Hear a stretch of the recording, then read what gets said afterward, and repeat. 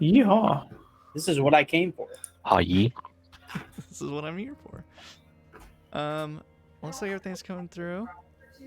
You guys are Hey, coming through. through. Hi, through. Dales. What'd you say, Alan? Let's ice them Dales, you know? It's a thing we say. Ha Funny joke. Looks like, yep. If you look at the stream, everyone's here. It does indeed look like yep. Thank you. Thank you, Logan. I just noticed. What? Everyone's here. Awesome. Yeah, hey Xavier. Yeah, Xavier's here. Hi, I'm Xavier. I'm here. Seems vaguely insensitive, but okay. This is a very genetic. It does a very generic voice. I don't know what. No, I think the No, I'm fish not talking is about you. Oh, the picture. I haven't seen the picture yet. I'm having that I just finished my Xavier sock puppet. I was about to say I'm having Nethys flashbacks. It is I, Xavier. So Here, yes, to play Dungeons and Xavier's not Dragons. here, but we will push on without him. Because we got some important business to take care of. Oh, do we? We Go to do. sacrifice Carson. We have to sacrifice Kasimir. Oh yeah. That is indeed a fact, actually. Yep. We did agree to do that. We did say that. So yes, well, it's been a while since we played. It's been a while. It's been a while. Are we sacrificing Carson the horse or Carson the person? Both. Or many Carson the horses. So many Carson horses. and a gray and a baker, I think. Yep. I'm Fun confused. fact, I got asked which of those is actually still alive. I cannot remember. Just assume none. Yeah. So last time, you guys went and visited a little nice shopkeeper named Justin in Targos because the speaker of Targos, Speaker Maxildanar, is clearly corrupt and trying to do weird, sinister things in town. So he stole the Cauldron of Plenty from East Haven, and to get it back, he forced you into a deal to have Justin give up his general store. With some good bartering, eventually Speaker Nerth Maxildanar agreed to pay a small amount of money for the shop, and so that way the shopkeeper and his family could settle up elsewhere. And you're also going to use your connections in Bryn Shander to help him secure some solid work and housing and all that kind of good stuff. But you needed to get back to Bryn Shander because Kasimir is playing the role of the sacrifice in today's production of Day After Tomorrow. This place sucks. Is that your Kasimir impression? No. I don't believe you. Cool, blimey. Hello. I hate it here. No, you don't. Yeah. You- I Shut up, I baby. love You love it.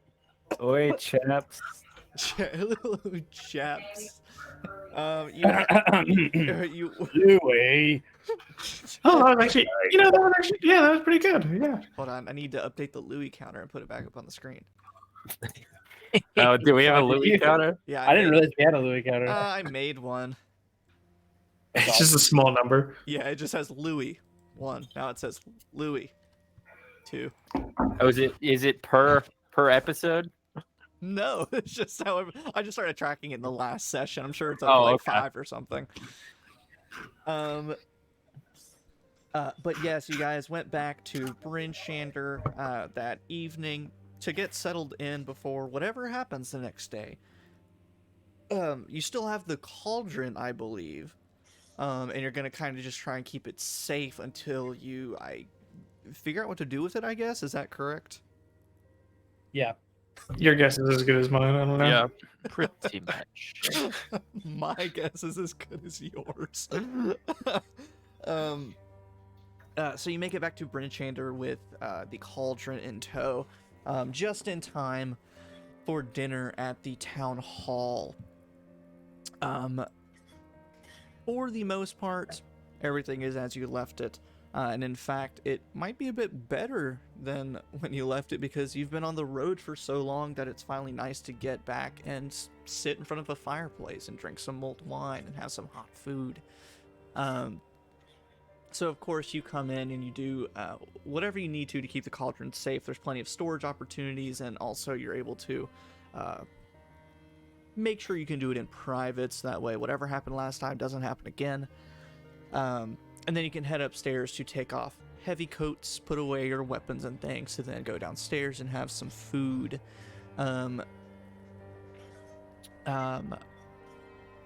Gil, as you go up to your quarters and go to the bed that you claimed as your own and the trunk that you claimed as your own, and you go to open it up and put all of your stuff into it, you see that there already is something in there.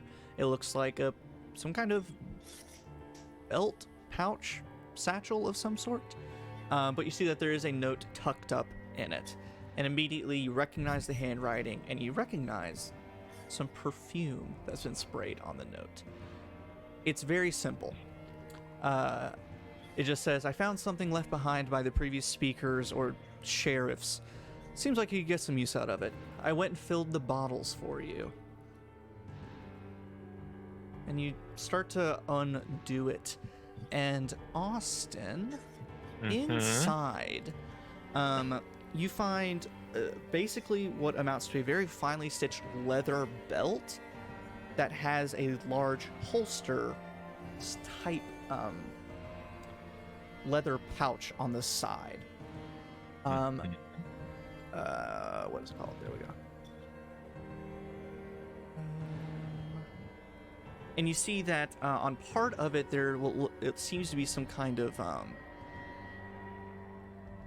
a pouch that's being held together by like a little wolf pin. Ooh. Made out of some kind of silver or something. I didn't update the recap thing. Don't do it. Okay, it didn't work anyway. That's good. Oh no! No! That was one of the many things I forgot. Oh no, not my collection. No, that's right. It's okay. I forgot until you reminded me that we had D&D. Magic. Piece of work, you are. But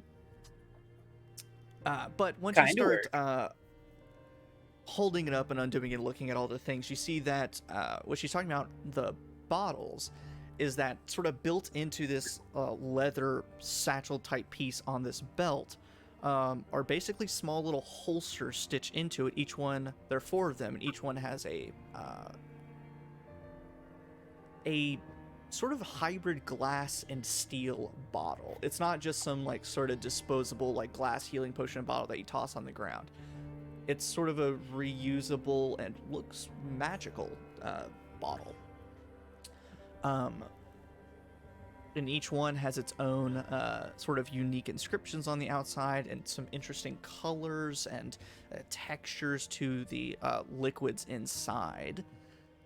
And Austin, if you'll do manage inventory and add to your inventory a item, homebrewed item, courtesy of some wonderful Patreon creators, called Monster Slayer's Holster. It should come up, and there should be some artwork. It might not be showing up properly with the artwork, and I could send that separately. Yeah, it doesn't show artwork. Okay. It just has the description. Yes, I can send that a little separately. But you can read the description of it, but essentially you can convert valuables into monster slaying potions and elixirs and things.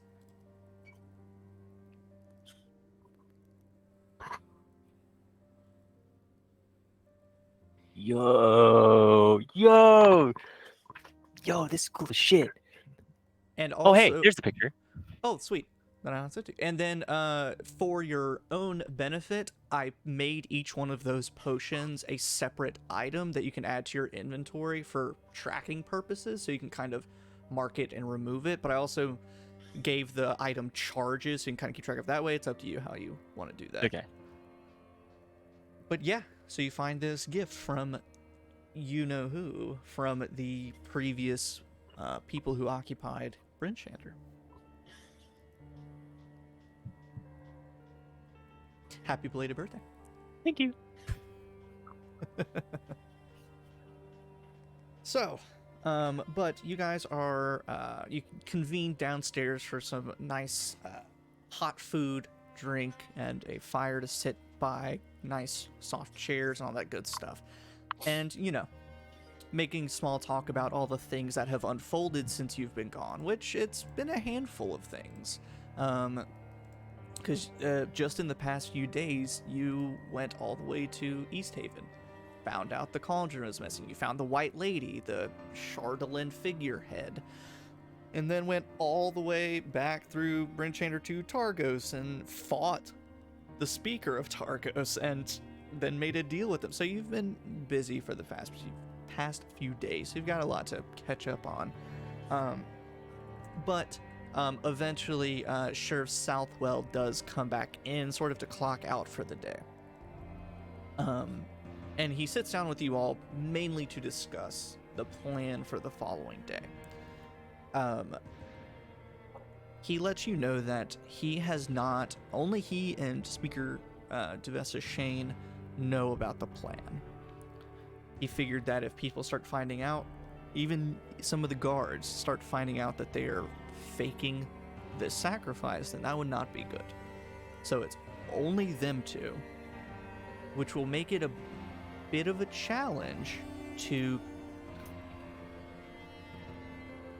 fake it while also having other guards around who are part of the escort, as per usual. So the way to work the following day is about mid-afternoon. They will actually hold the lottery in the middle of town, at which point they will fake pull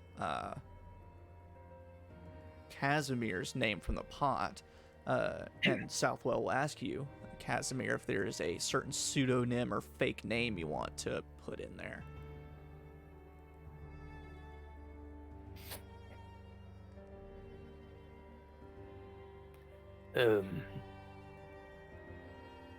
I met a Rupert once. Okay. Is that okay, Rupert? Rupert, any surnames or maybe job title, Rupert the Cobbler or something? Yeah, sure. All right, Rupert the Cobbler. They go and make a note of that. Yeah. What a tight.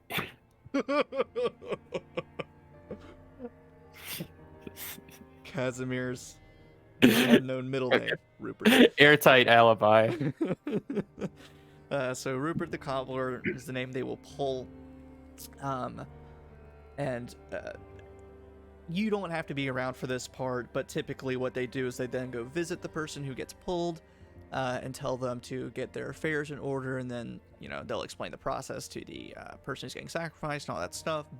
But for the sake of everything, Southwell handles that part. Occasionally, the guards will come, but it's, you know, he can do it by himself. It's the actual escorting of the sacrifice to the site where it's gonna get fuzzy. So it'll take about an hour to get from town to the site. Maybe a little bit less if you power walk. And disguise self lasts an hour? That it does. Yeah. So they can take some expedited routes that he knows of. But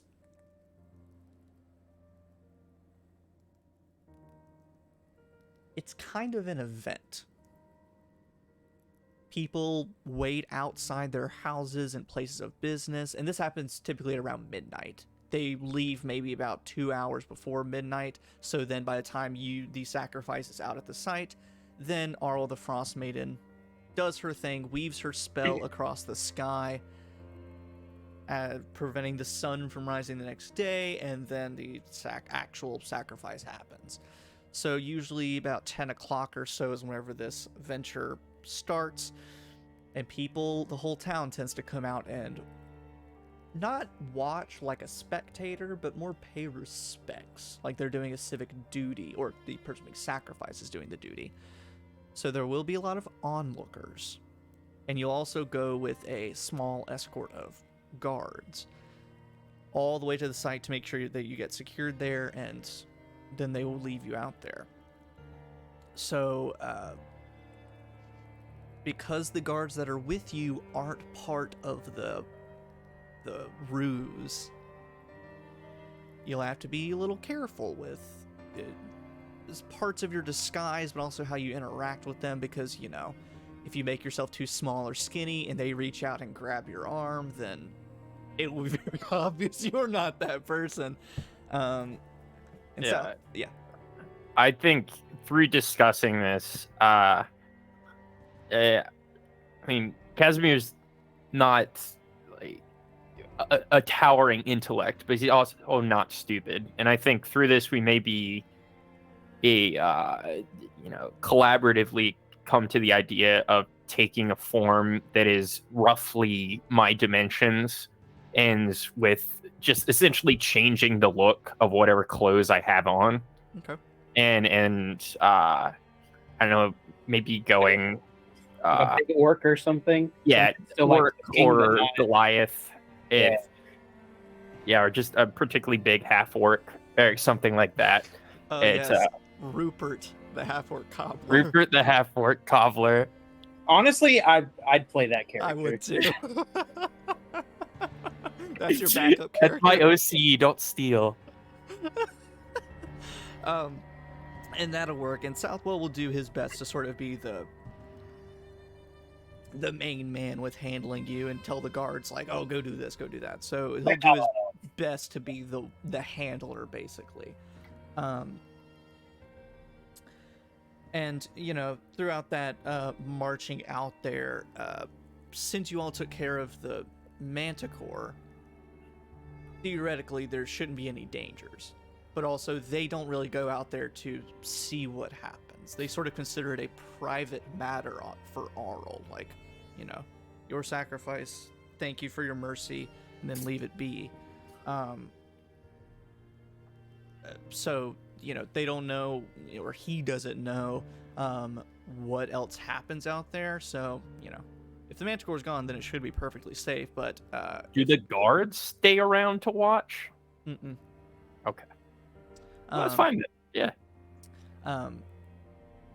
So, you know, you can go out there by yourself. Nothing will go wrong. Nothing will go wrong. Oh no, it all went wrong. Oh no, it all went wrong. And so for the party, you can just chill at the town hall if you want, and just wait for Kasimir to get back, do his duty, wait for a couple hours. You can go stand and watch the escort, or you can try to follow him out there, being sort of the backup escort. But again, then you'll need to do some maneuvering to not draw attention, and da-da-da-da-da-da-da. So it's just however what everyone else wants to do, or if you just want to let Kasimir handle it and get it done. I think someone should probably go out and at least like watch. Me check something. Yeah.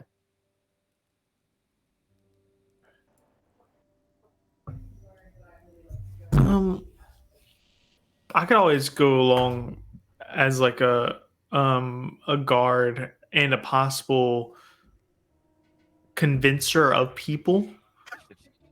To be like, yo, I saw the head fly off. I saw the featers fluffle. I will go. Oh, man, it was gory as fuck. I'll use invisibility and I'll follow blind because it also lasts an hour. Okay. So I will follow behind just in case.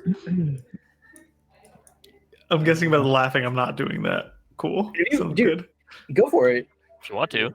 Go off.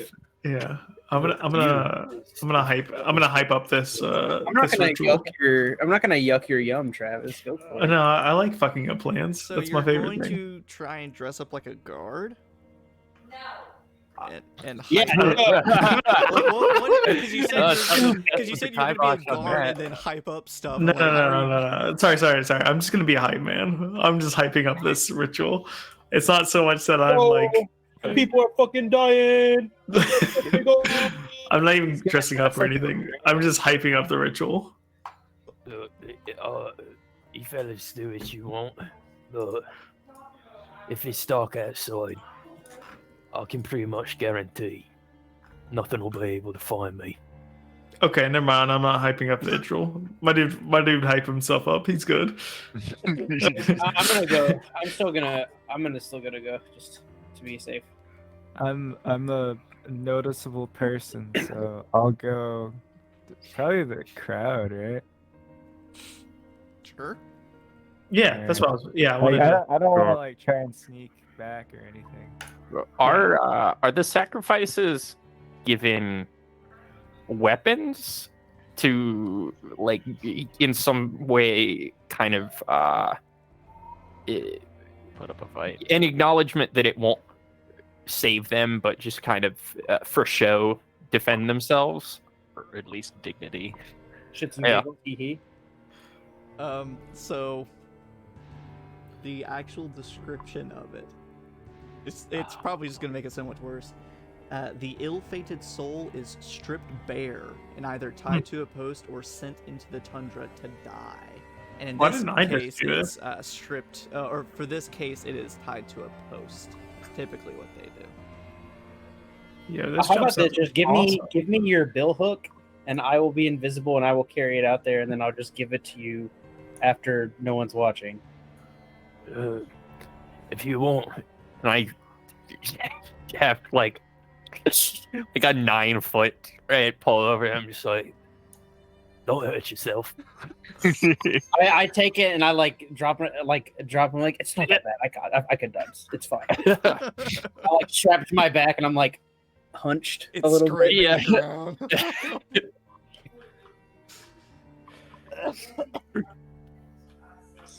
Nice call. It Nice looks. call. Thank you. Yeah. Just out of curiosity, what would the DC be for a strength check to break out of rope? So, in Southwell, we'll say that he'll tie you up, but he'll do it loosely, and so it wouldn't be nothing to break out of. Well, mate, put on a good show. It sounds like you want him to tie it normally and see if you can break out. A little. Tight. Yeah, I was imagining like he's doing, it, you're like tighter. We love to hear it. Or no. You I'm sure bastard. you do, Louis. I'm sure you do. Now spit in my mouth. What? That escalated quickly. Did it? It felt pretty normal to me. Yeah, it's Oh, on brand. Natural Of course it progression. would. on brand, really. A natural progression. Christ. Yeah. Is there any latex in this tundra?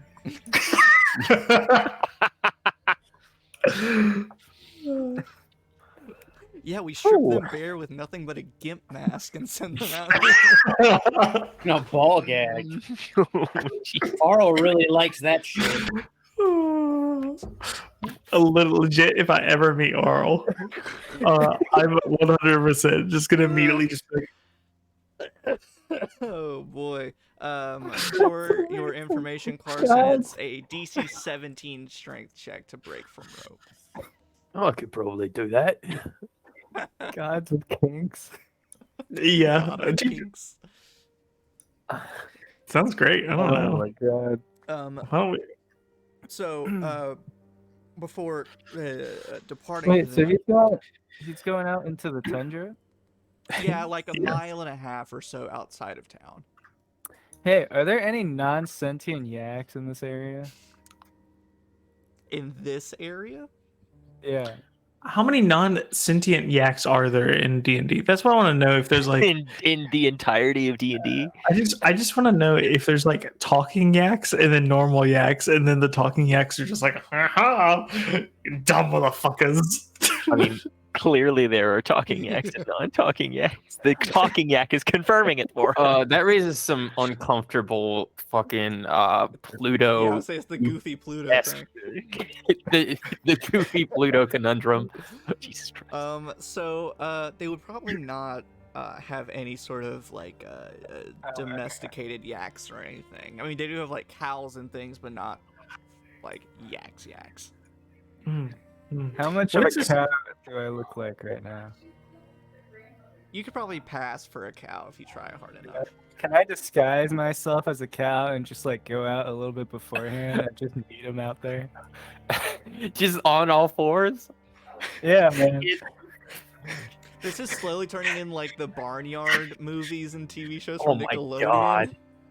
I just want to know, what is this Pluto and Goofy conundrum? How deep does it go? Oh, brother. Well, you know, like they're both dogs, Yeah. but one's a pet, Yeah, Pluto And is like one- just a dog. and one is like a married man with children. When you put it like that, I Yeah, guess, I'm sorry, Alan. He is a widower with one child. Like, It is look an at important Goofy Man. Wouldn't it be funny if he had trauma?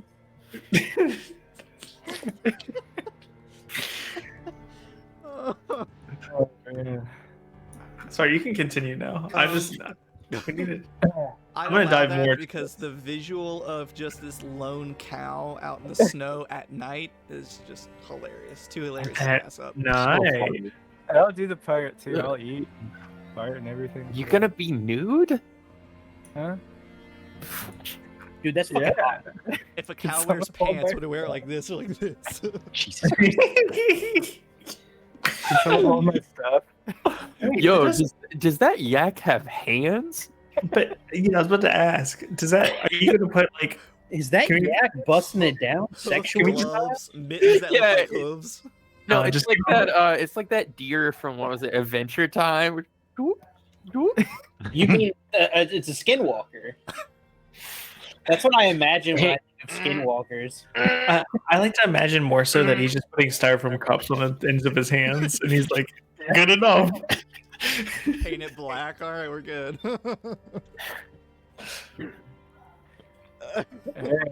Incredible. I'll meet you out there, Kaz. And I go out naked in the wild. He's on the Actually, TV wait, show. Yeah. I bought a book. I Naked bought and some afraid. books last time. Naked Can I and- bring a book? You said the book sitting on the ground. You just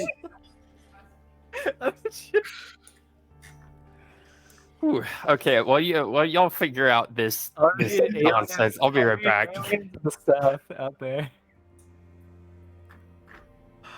Carson said, "Fuck this shit." yeah, I'm done. He knows what he's doing.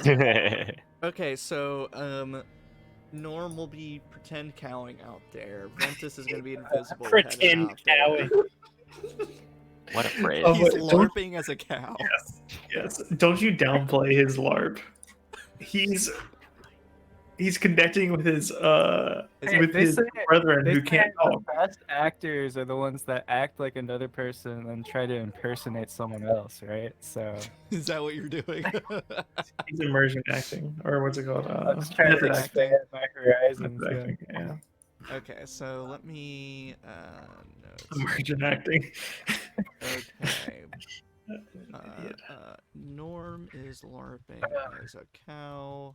Ventus will be invisible. Mhm. Gil Louis, do you want to also try and get out there? I'm making sex toys.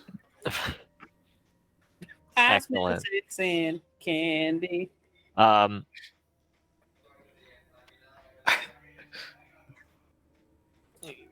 Gil is not particularly good at being stealthy Mm-hmm. and not wanting to And if you're a cow- overly compromise this plan is just going to watch from the town Okay. Just- You also do in the crowd. kind of like what Norm is doing and go out there ahead of time and just find a place to set up. Lay It's low. great. Uh, Because they're going out to the pillar where we fought the Manticore in the first place. Okay. There's a rocky outcropping above the cave. mhm. I can sit up there to keep watch, just in case. You know, Sure. You know what? I'll make it. Yeah, I will go out hunting, and I will go out ahead, maybe a little bit before to go out hunting. Give up a little way through and go take a rest in a rocky outcropping above a cave. I think I'm gonna go ahead and say that I try to do. I'm not trying to hit on Gil. Let me just go ahead and preface this. I I need to preface it. I legit am trying to like awkwardly connect. You know how you do with your father sometimes, where you're like doing an activity that you don't know anything about and know nothing about. I think Louis legitimately is going to try to go out hunting with Gil, and very awkwardly be like, or like miss his bow shot over and over again. Oh, That You're was trying to pull the bow back, and you're like, "Ugh," and then it flays your forearm as it pulls the string pull. not his Bro, bow. hitting your his bow. forearm with your bowstring on release is no joke. That shit hurts. I remember that happened when Austin and I were shooting arrows one time in Zionville. That shit fucking hurt. Yes. Leaving a welt on your arm. Oh God. But yeah, I'm definitely gonna be awkwardly with Gil, connecting with him, just shooting the shit, trying to participate in his hobbies. That's cute. We try to get one deer. Gil realizes, huh? I think Louis' aim needs some work, and then it ends up turning into a shooting lesson instead of a hunt. In which Louis still learns nothing because Louis sucks at combat. That's okay. We'll get you there. Gil Show just you- grabs a deer and holds it in place by the neck. It's like, all right, take a shot. I hold it up. I go behind the tree, and I just like hold the deer around the tree. And like, all right, clean shot, baby. It's not even moving. That's awesome. Yeah, I can't help but remember this episode of King of the Hill I watched a little while ago where like through a series of events of Bobby being bad or unwilling to shoot deer or on a hunting trip, Hank takes him to a place that they literally have fish for you to shoot in a barrel. What a good show. I love King. I Great love show. King of the Hill. It's Yeah. so good. Okay. Playing a dangerous game right now. Okay, he didn't knock anything over. Great. We're good. So with that, I guess Carson, are there any final questions about how it's going to go down? It's going down. Okay, so is this a big enough place that like a random guy would nobody be like, haven't seen you around before?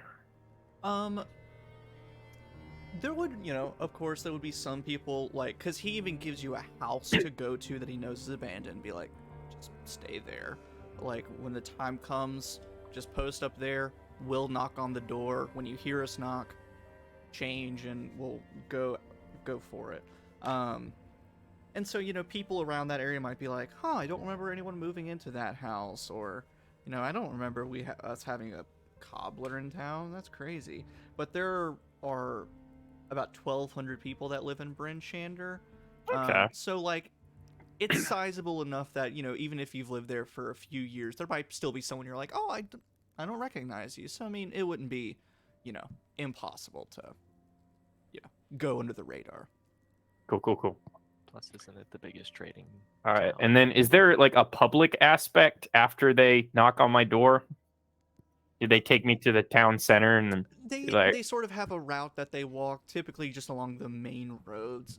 If you check out Owlbear, you'll kind of see the house he points out is over near the House of the Morning Lord in the northeastern area. And so what they'll probably do is just pretty much just head kind of circuitously toward the town center and then back eastward out of the east gate and away. Since time is a little of the essence, they may just head straight south and then along that eastern road. So that way, you're out of there as quick as possible. But besides it being public, it's just people standing along the sides of the road and out toward the gate. There is, they do keep the gate closed at night. And so they open it up for the guards to leave and then close it.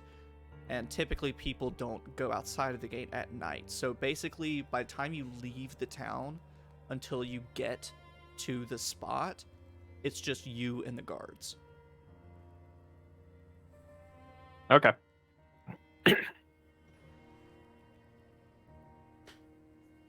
Any other questions from folks? Are you so cute? Thanks. So, that's all I had. That's the exact same way that I say thanks when anyone gives me a compliment. Thanks. I just go thanks. Makes me Thanks. mad. Thanks. Now I'm uncomfortable now. I'm uncomfortable with positive reinforcement.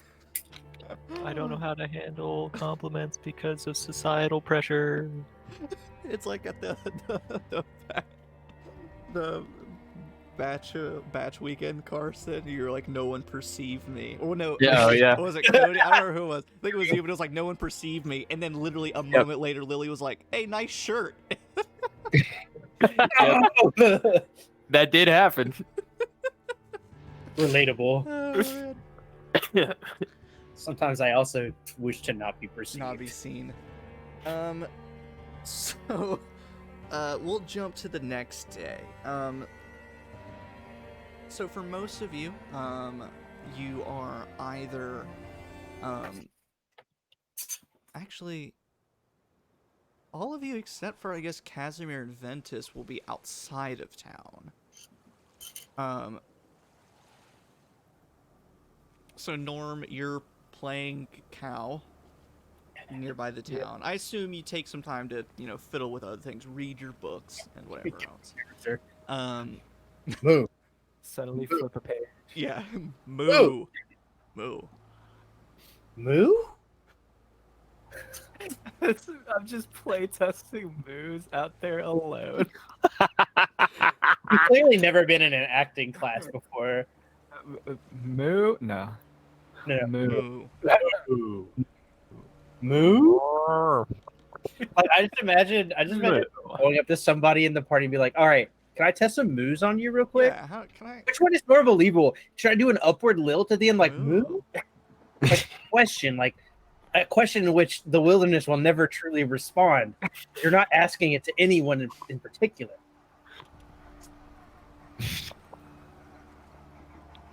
Moo. Moo is the question, but there is no answer. You get what I mean? I hate this. So, so you're out there testing out your moves toward no one. Gil and Louie are having a father-son hunting trip. The gun backwards. You all long rest, by the way, if you have not done that yet, so you can go ahead and mark that on your sheets. Fine, sweet. So yes, you can long rest, do whatever you need to. I really need to be level 5. Don't we all?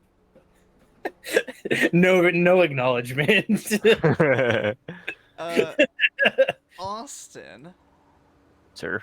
Something I thought about for that new item. Uh-huh. Because Does it make him level 5? Yes, yeah, you are on. No. I was thinking about generally what it means to make a potion and things like that, and how sort of how I can make the item also do something like that.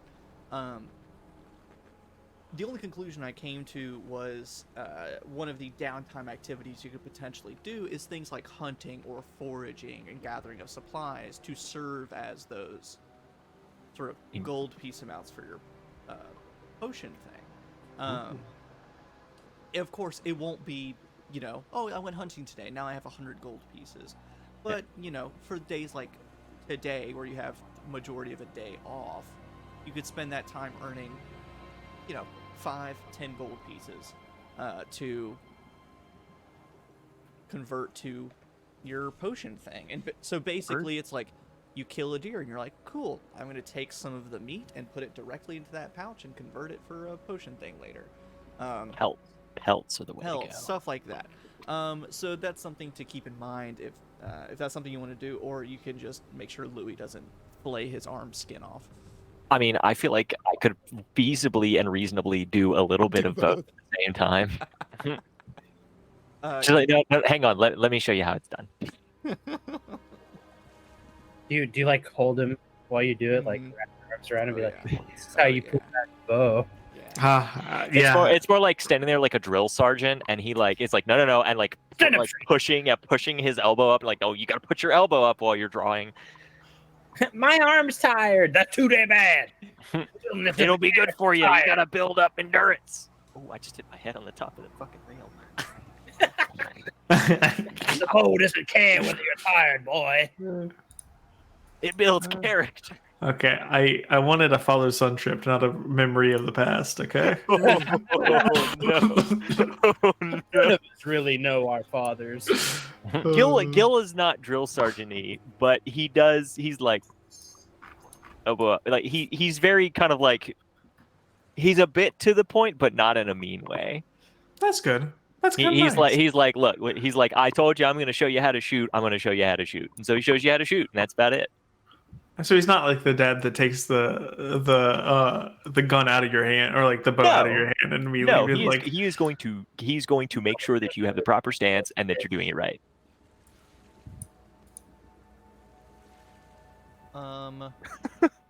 This will be great. Austin. Yes. Austin. Oh no. Sounds so creepy. Yeah. You're about to make me make a roll of some kind. We know how that goes. I was gonna make a joke, but I didn't know if it would come through well online. I was gonna go like going Austin and then like adjust my microphone and be like, "Sorry guys, I was muted. Do you hear that?" Yeah, I don't think it would have gone as well. It would have gone through. I was like, man, that would have been creepy. It's like my favorite. What? What's your favorite? I think. I think I got the joke from Critical Role because Travis is a big scaredy cat and Laura likes to pick on him. And sometimes when Travis, in public looks at a kid and like makes a face or something, or like a kid talks to him, or anyone talks to Travis and then they walk away, and Laura goes, "Travis, who are you talking to?" Yes. Yeah. Oh my God. You know, it is mildly encouraging that someone as large and attractive looking and mildly intimidating as Travis is a scaredy cat. Scared. Yeah. Austin, I will let you. I know what the answer is going to be, so I'm not even going to say I'll let you make a choice of rolls. Make an attack roll with your bow. Yeah. And Louis, you take that much damage, no? Right. Oh no. He's dead.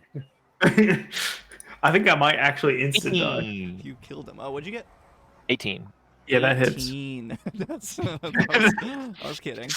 Prepare to take a great sword's worth of damage. Would that kill you? Like yes. Actually, roll damage, Austin. Huh? Don't roll damage. Don't. I have 31. Right. I just want to know. I just want to know. I'm not. Nope. I just want to know. Just roll it. So Austin. 9. That's easy. Okay. I rolled kind of low. I don't think the item specifies whether you have to do the conversion all at once, or if you can kind of save up, or anything. I'm pretty sure it doesn't specify. It just says you can expend that much during a long rest to refill. I'm just a teenager. Dirtbag, baby. Place the cost of the potion in the coin purse on the holster, complete a long rest. So I have to put it in the holster. It doesn't do anything until I complete a long rest, because it says it magically disappears when the potions are refilled. So basically, I just stuff it, and then when I go boop, make a potion, that's when it all goes away. Okay. I think. for the sake of sakes, we'll say you can kind of save up and bank it. So, you know, we'll say it disappears kind of immediately just for the sake of, you know, putting a bunch of raw meat and pelts in your thing. Yeah, that'd be gross. But we'll say you can kind of build up and save up, just because some of those are expensive, and I don't want you to have to just wait and then dump it all at once. So for rolling, you do 17, 18, 17.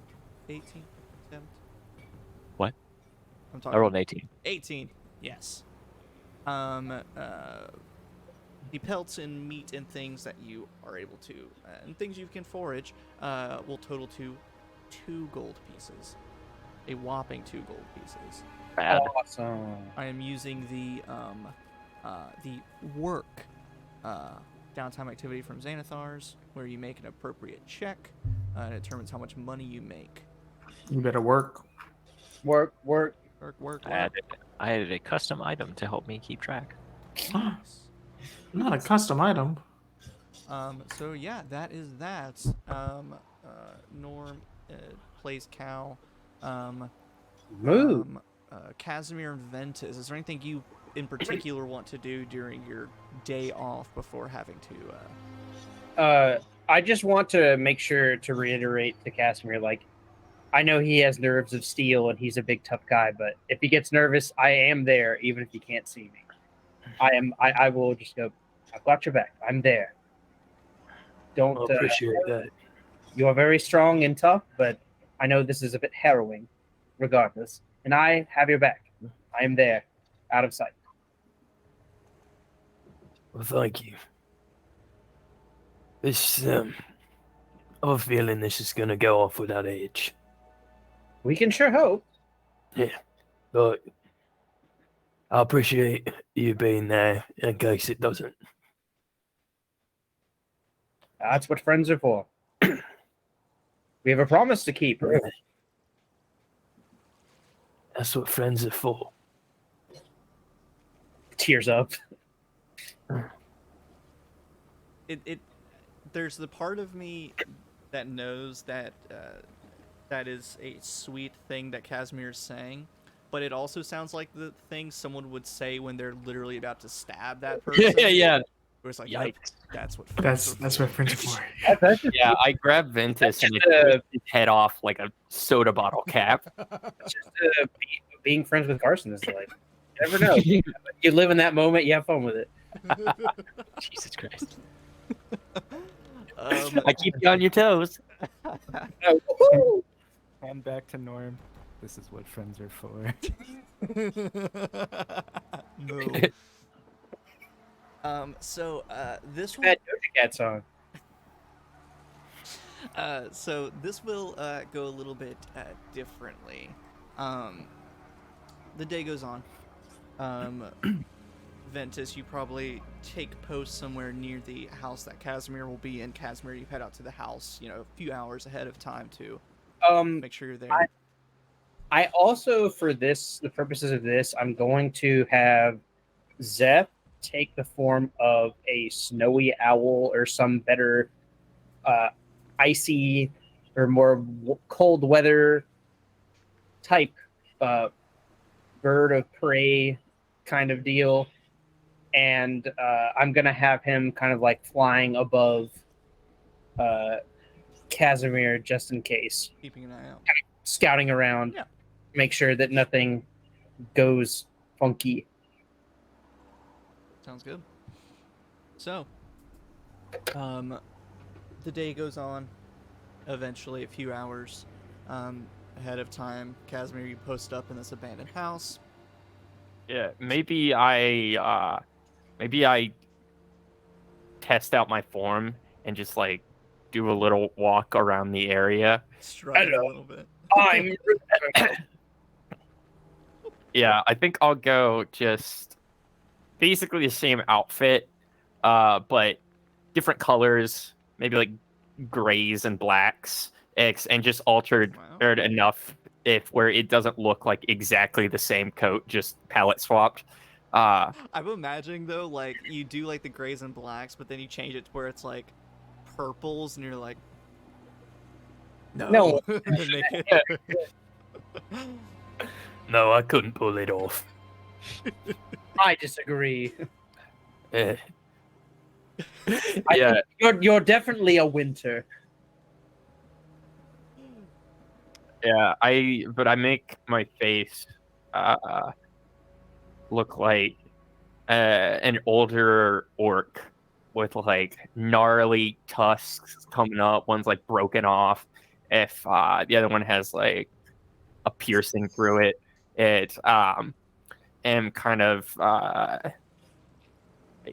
heavy brow over intense eyes and like a dirty, thick, grayish hair kind of spilling back.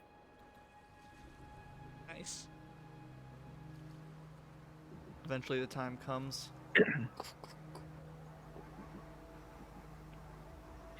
And you creak the Yeah, I door take it. open. Yeah, no. yes. Mr. Rupert, it's time. Time. And I have like a look of realization come across my face, and I just go, Me.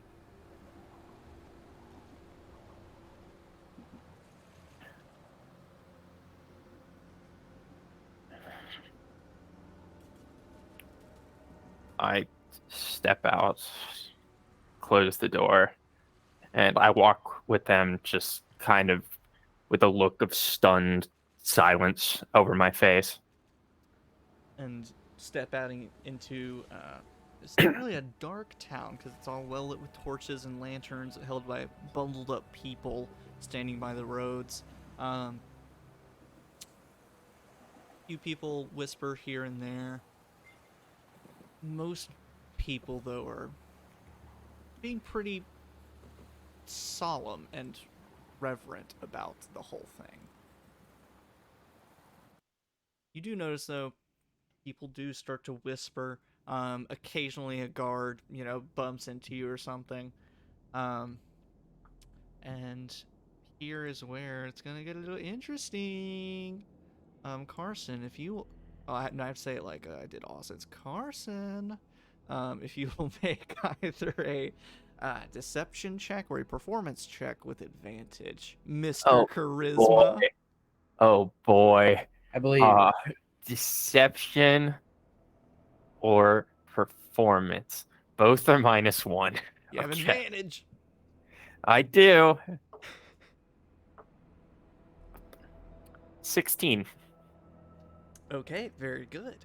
And Ventus, how are you going to follow behind him invisibly? Kind of keep away from everyone and just be invisible, or do you want to stick pretty close? I'm gonna stick because I'm smart. I know that like the snow adds an element that's easier to be like it's easier to like keep track of how people are like walking. Like it would be pretty easy to detect that I'm following. If I stood close but didn't fuck. So what I'm gonna do is I'm going to step exactly in the footprints of the guard or Kasimir, whichever one, and I'm gonna follow pretty close behind, but not like far enough where to get lost, because I know my capabilities and I know that I'm not going to be able to navigate super well by myself. Or I could probably make it back, but I'm not going to run that risk. So I'm going to like keep pretty close, like right behind, but I'm going to be stepping in the the footprints, like exactly behind. So they're not going to be able to tell. Yeah, go ahead and make a stealth check with advantage.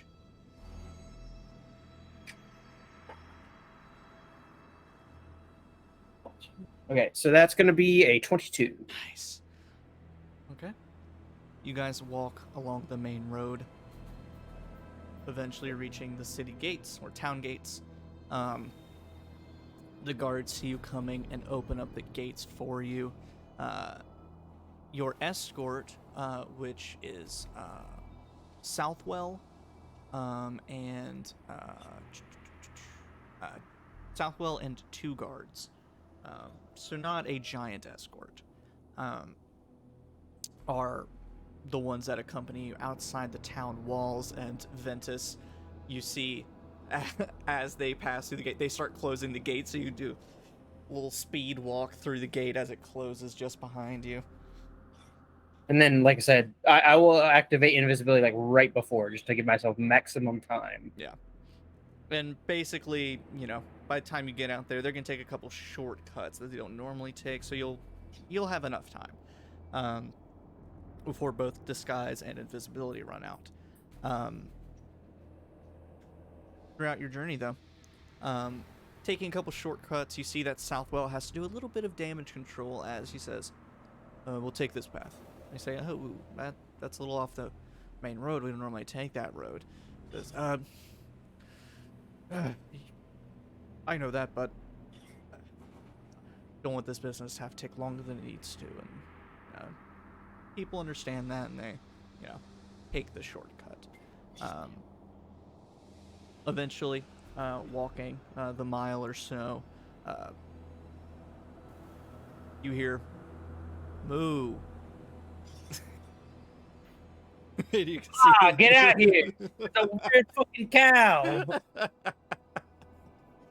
You guys know that video of the guy with there's that weird cat? Can't say I do. Okay, never mind. Have I perfected the move? Austin, you're muted. BTW. Talking about the one with the cat with the weird bug-eyed, cross-eyed. Yeah. He's like, get out here! It's a weird fucking cat. Yeah, I know exactly what you're talking about. Good. Glad someone does. Yes, Norm has perfected the move, mostly. Boo. But, and then, Norm, you can kind of mosey as cows do, just kind of following along so you don't get too far away. And eventually, Gil Louis, at your sort of small encampment that you've probably set up, no fires, of course, you can see the torches of the escort approaching site. It just takes a few moments, and again, still sort of reverent silence. They lead you around the bend into the little open space where the pillar once stood.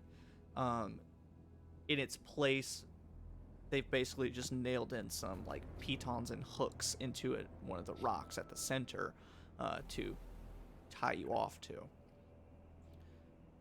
Once they get you there, the Southwell gestures to the other 2 guards and say, just go keep watch, make sure no one's followed, and make sure there's no beast prowling around. They nod their heads and run off and do it.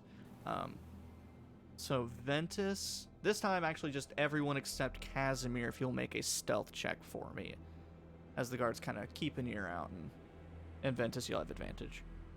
Oh, awesome. I needed it. That's another 22. Rad. Did Travis roll well? I rolled a 15. Hey! Yay! At a stealth check. Yeah. Give me. Yes, Oh, wait. Austin? Never mind. Got a 6.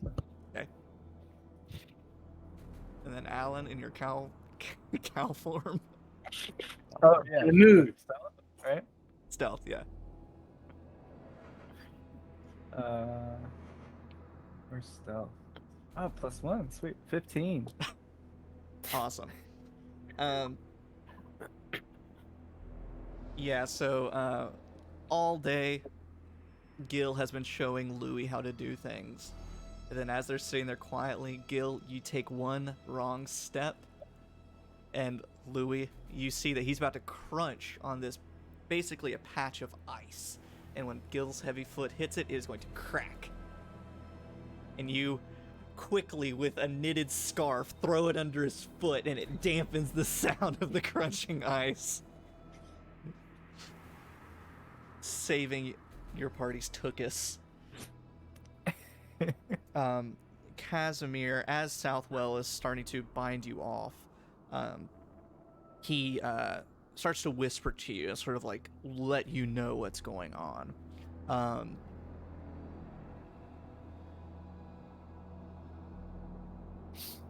is it? Where'd it go? There it is. He tells you, whispers to you and says, maybe wait about an hour for us to get back into town and for the people to dissipate. That way you can sneak in. You may have to climb over a wall or something, but I imagine you could handle that. You can come back sooner if you need to.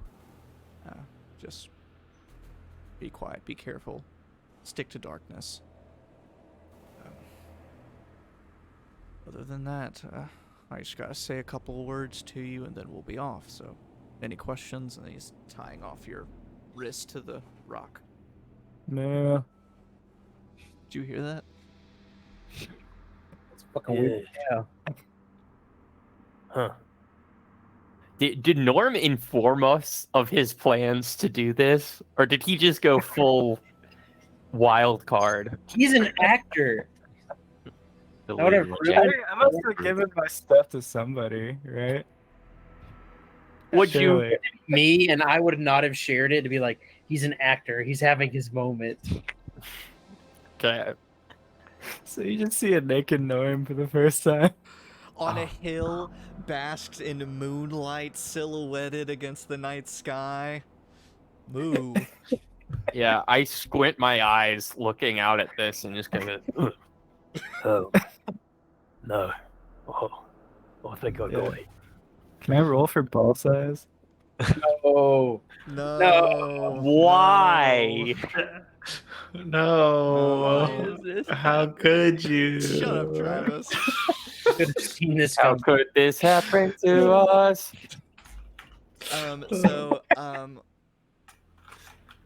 I'll say that Southwell firmly ties the rope since you seem to want to take it as a challenge to break out of them before.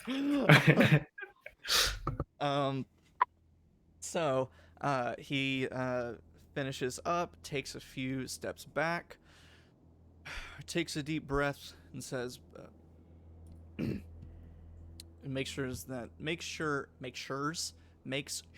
that the guards can hear him so they know he's wrapping up. By the powers granted to me by 10 towns and the Council of Speakers, I hereby relinquish this soul to Auril the Frostmaiden. May her wintry fury be sated and her will be merciful. Thank you for your sacrifice, Rupert. No. And just hanging my head, and I respond loud enough for the guards to hear. All right. Go then. You don't want to see this. Southwell takes a big sigh. Hearing that move, a little grin, but then gathers the guards and takes their leave. And so, after a few moments, you see the guards' torches start to fade off. Then, silence. You still have a few minutes until midnight. So you all can either do whatever you need to, or you can sit tight until the. I'm gonna till sit whenever. tight. I want to sit tight for a minute because I'm curious to see if anything's gonna happen.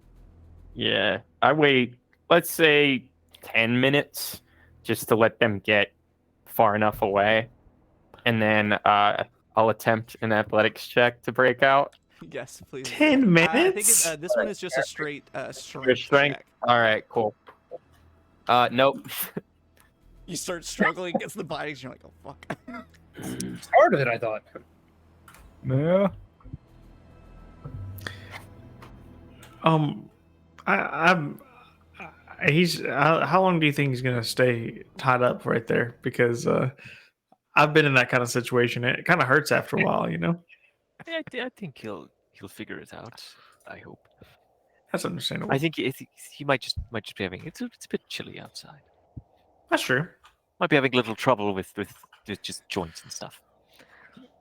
Cold does do that I sometimes. will Yeah. give him a minute. I'm sure he's got it. So give it one more try, Carson. Strength Also, check. what do you think that weird mood thing is? That is just pure strength. Yep. Idea. That is going to be an 18. All right, you needed a 17. Red.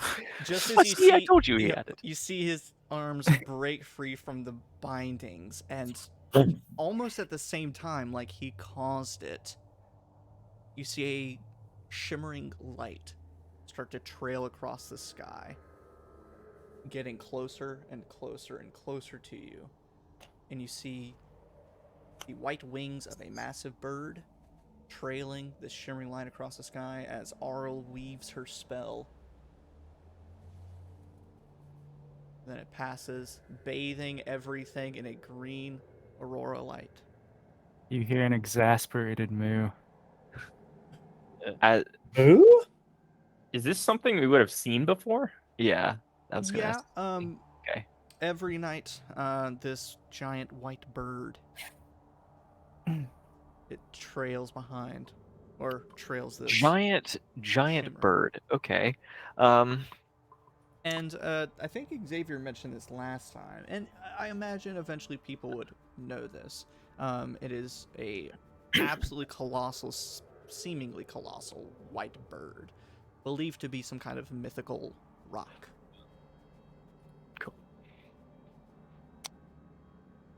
You guys watch the Rock aurora lobster. go across the sky, and when you look back down toward Kasimir, you see across the outer edge of this site animals. Oh shit. Everything from rabbits, foxes, owls, reindeer, polar bears, all across the ridge. Not the ridge, but the on the ground level, entering the cave area. So Kasimir, you look up, getting the ropes off, seeing all these animals. And then a lone Arctic fox breaks free and sits on the ground up ahead of you. It just kind of like looks at you, cocks its head. Am I still disguised, or has it dropped by now? It'd be in the last few moments of your disguise. Same with the invisibility. I'm gonna go ahead and have an arrow knocked, and Cool. using a rock as cover. Watching. I'll walk up a little bit towards this thing, choosing to be seen by it because I imagine it's dark outside. It's dim light. The aurora is bright enough to. Okay, So most things are able to see. Light. I'm fairly certain. Let me double check. I'm fairly certain Icewind Dale is like perpetual dim light. I might be thinking of Barovia. Yeah. I also valid. Your works. While in darkness, you are invisible to any creature that relies on dark vision to see you in that darkness. So this would not apply in this dim light. Illumination. So long as the everlasting rhyme lasts, natural light in Icewind Dale is never brighter than dim. In non-blizzard conditions, twilight is from 10 a.m. to 2 p.m. Icewind Dale is otherwise dark until Earl's aurora or the full moon appears in the sky. It is otherwise dark until the aurora or the full moon appears in the sky. And it's never brighter than dim. So it makes it sound like at night when there is an aurora and the full moon, which is now because it's a sacrificial night, it is dim light. Okay, so I can be seen. Yes. So Perfect. surprisingly, daytime hours is when there's darkness.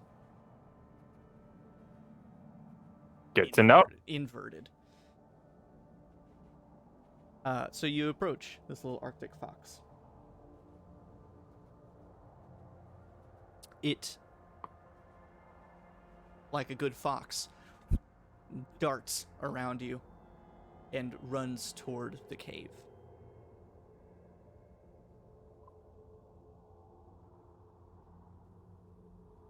I don't like the sound of and disappears into the darkness of the cave.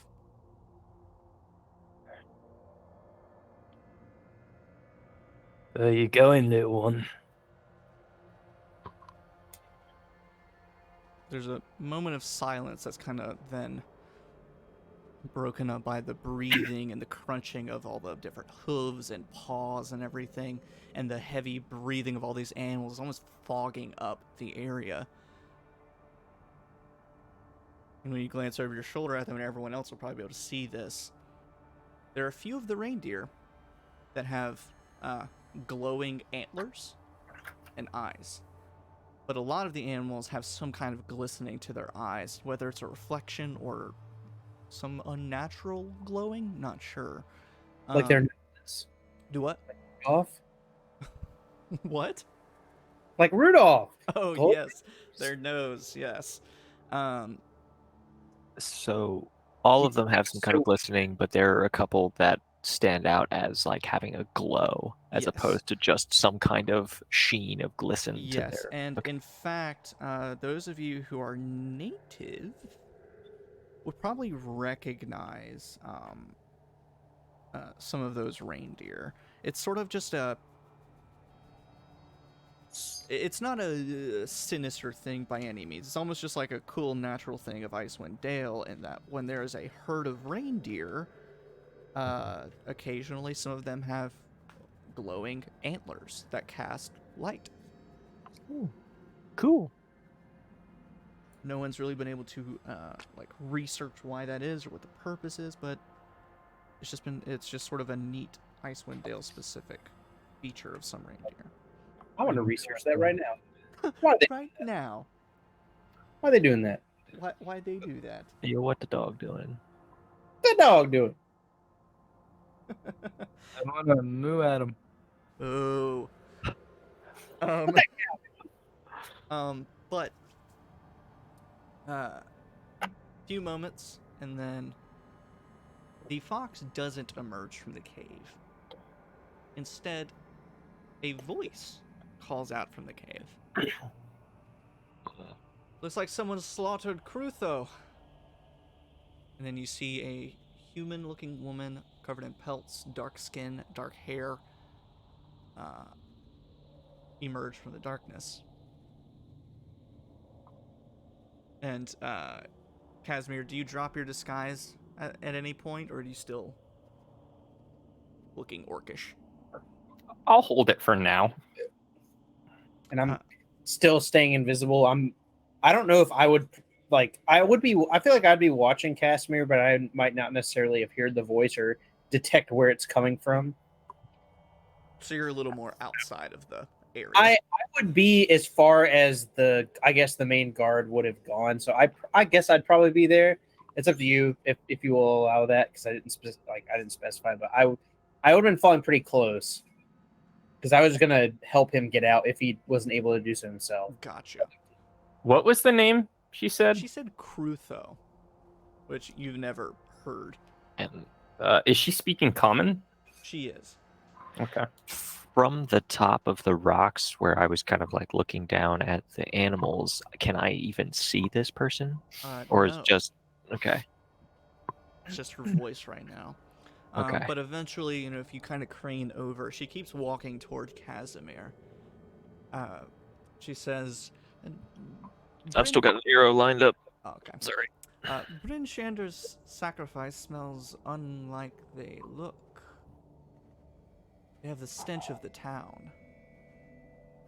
But sweet smell of snow. Very perceptive.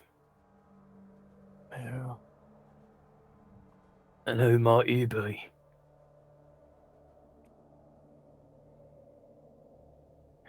My name is Morriga. And who might you be that spits in the face of the Frostmaiden with their false sacrifice?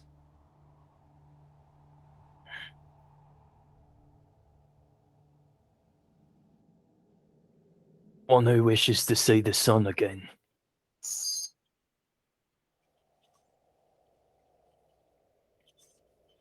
seeing that you have your hands free, she does, I believe, have a staff with her.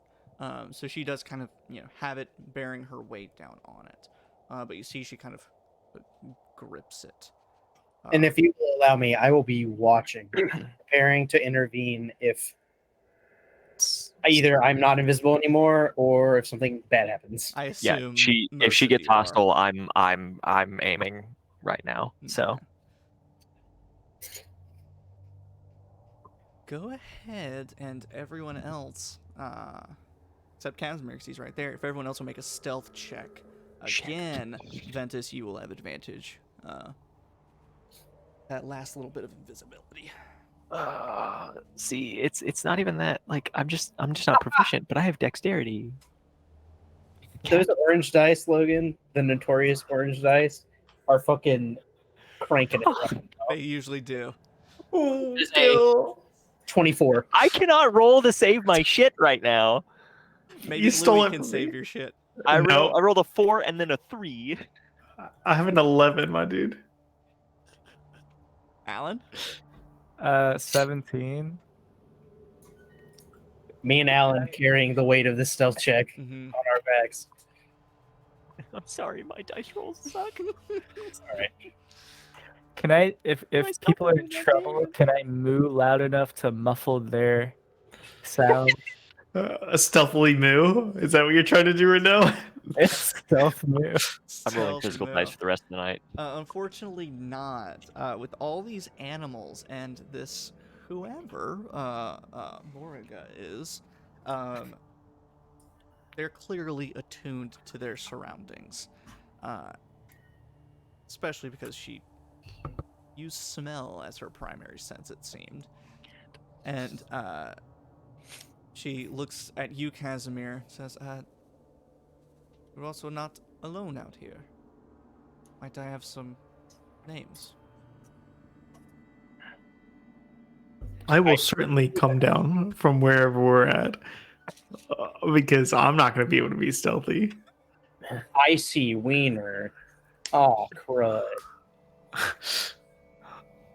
Gil is Let's not going talk to first. come down from the vantage point. Then you'll get names. What do you want?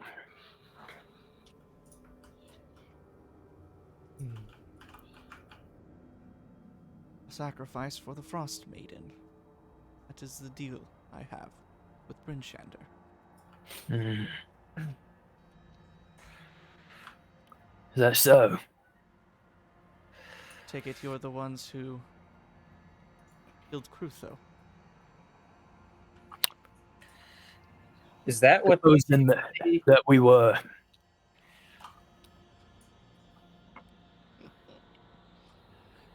What did that mean to you? Well, he was the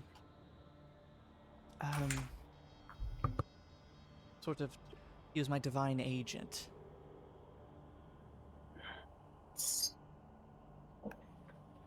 I think you're muted, Austin. If you're okay, cool. Gil's shit talking under his breath. You can divine these nuts. Divine. So Louis, you make yourself known. Probably at this point, Ventus, Kasimir, your invisibilities and disguises wear off. Your true forms would then become apparent. But Norm and Gil, do you make yourselves known, or do you maintain your? I'm just grazing, man. I'm just chopping along. I mean, at this point, I'm probably not hidden in any capacity. You can I'm still just stay up on the ridge if you wish. remaining in my vantage point behind my cover. Eye in the sky. Yep. Arrow still on the bow, waiting, watching.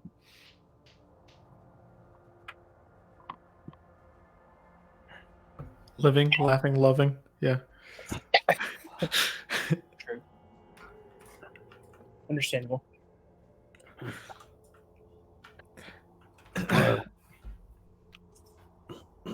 My condolences.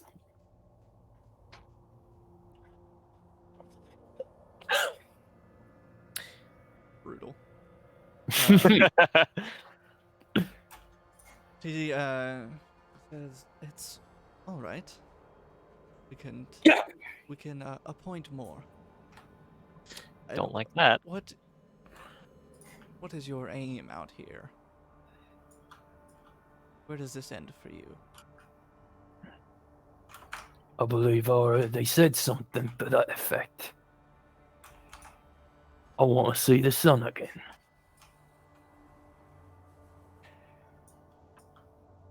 As well.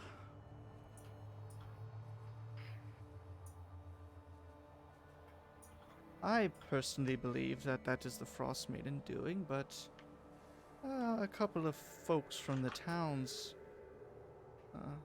believe that it might not even be her at all. I've heard many stories over my years. And quite a few over the past 5 on that particular subject. Whatever's doing it, it's got to stop. I am rather confused. Do you happen to, ma'am, know? I assume, ma'am, are your pronouns she, her, or they, them? Okay, she, her. I just wanted to know. Do you certainly have some kind of insider knowledge on this whole thing? Like, why do you care about sacrifices? Like, why do you care about the sacrifices to Oral Frostmaiden? Frostmaiden is powerful. And I believe not only does she empower those of us who protect the remaining woods and animals of the tundra from the 10-towners and poachers and lumberers.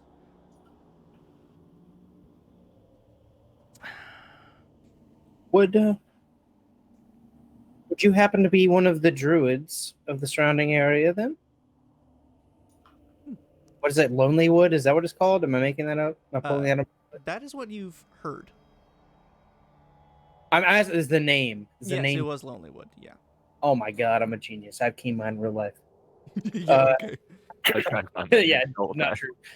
Not true. I will ask them, like, are you one of the druids of Lonelywood then? Says, I am one of the many druids in Icewind Dale. The one in Lonelywood is one of my sisters. If you think you're alone in caring for the creatures of this land, you're gravely mistaken. I don't think I'm alone, or we're alone in caring for them. I just feel that the towns and the people in them are a direct enemy of the creatures of this land.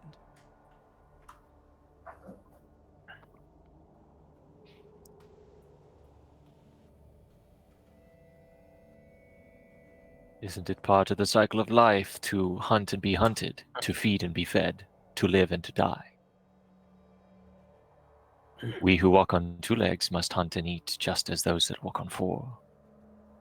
And even the greatest predator will meet their end and feed the land in turn.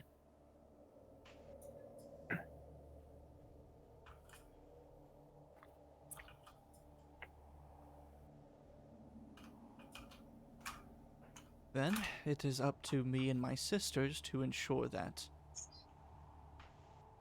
the creatures of Icewind Dale can defend themselves. And to be the ones that can eat.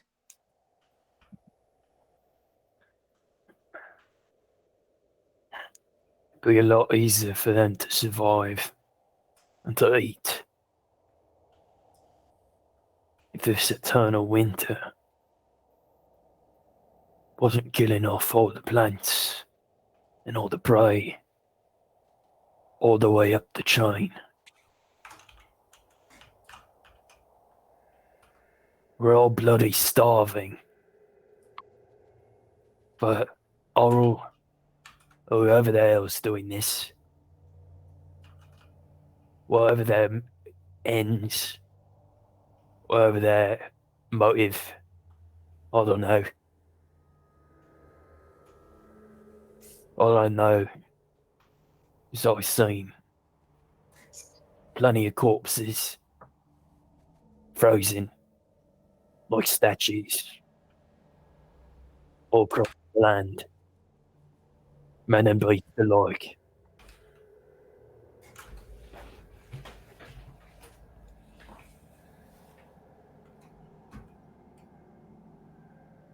She looks at you. Says, so you believe that the people of 10 towns and the towns themselves are worth protecting?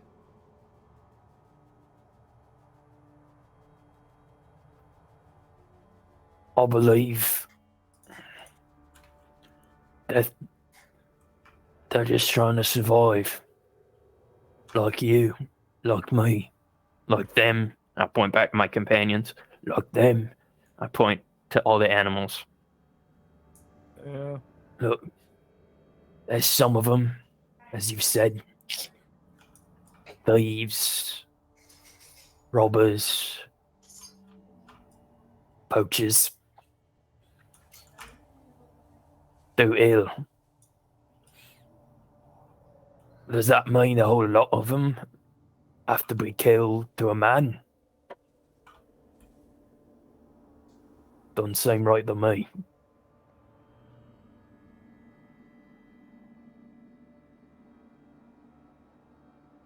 Wise man once told me, all this is about balance, cycles. Things get thrown out of whack.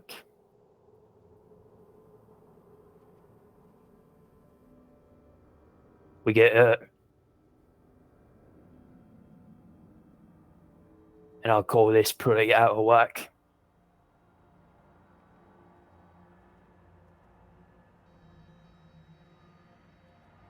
She nods, says, I agree.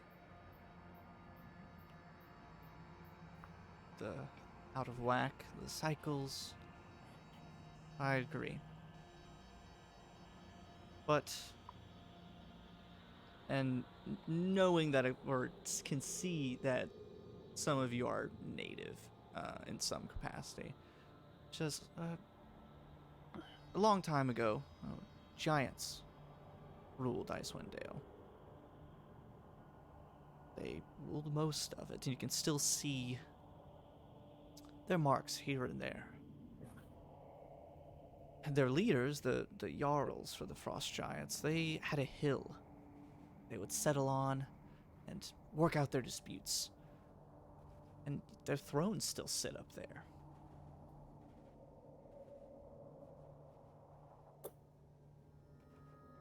And those were giants.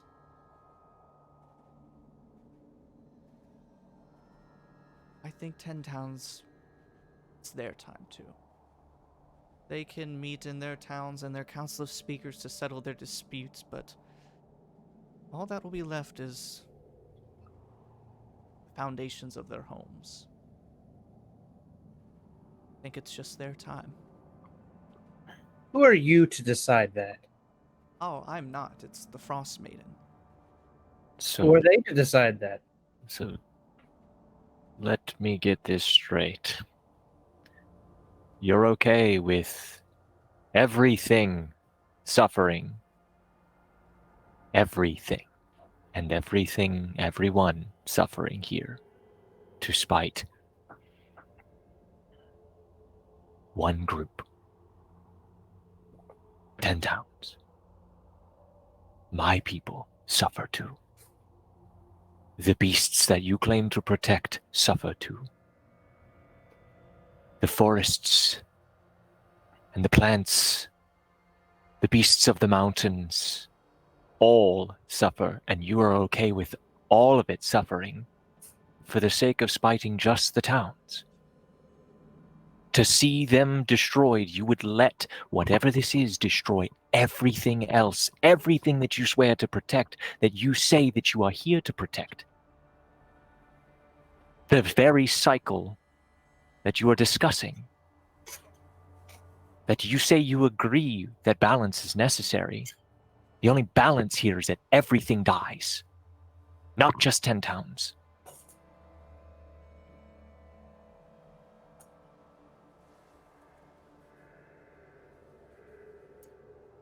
If the others, your people for instance, are strong enough to wait out the everlasting Rime, then that must have been their fate to do so. Then the strong survive. And how long will the rhyme go on? As long Will as it go they on wish to. for... And what if that means the death of everything you swear to protect? What if it goes on past that? And Icewind Dale becomes nothing but a snowy graveyard for everything that ever considered calling this place home, even down to the plants and the fish. Is that what it takes? Is that truly the kind of thing you believe will bring good change to this place? He looks down. And then turns back to look at all the onlooking animals.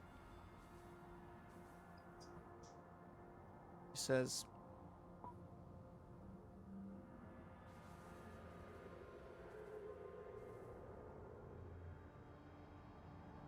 the Frostmaiden has given me incredible gifts. And me and my sisters will do our best to channel those gifts to make a better world for these lovely creatures. So, it's not guaranteed that everything will end in complete destruction, but it might. That doesn't mean we can't try.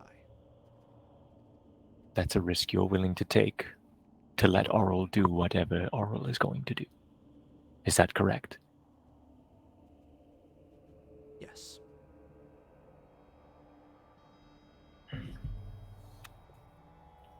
Can you just stand out of our way then? If you truly think that it's the same either way for you, then just stay out of our way.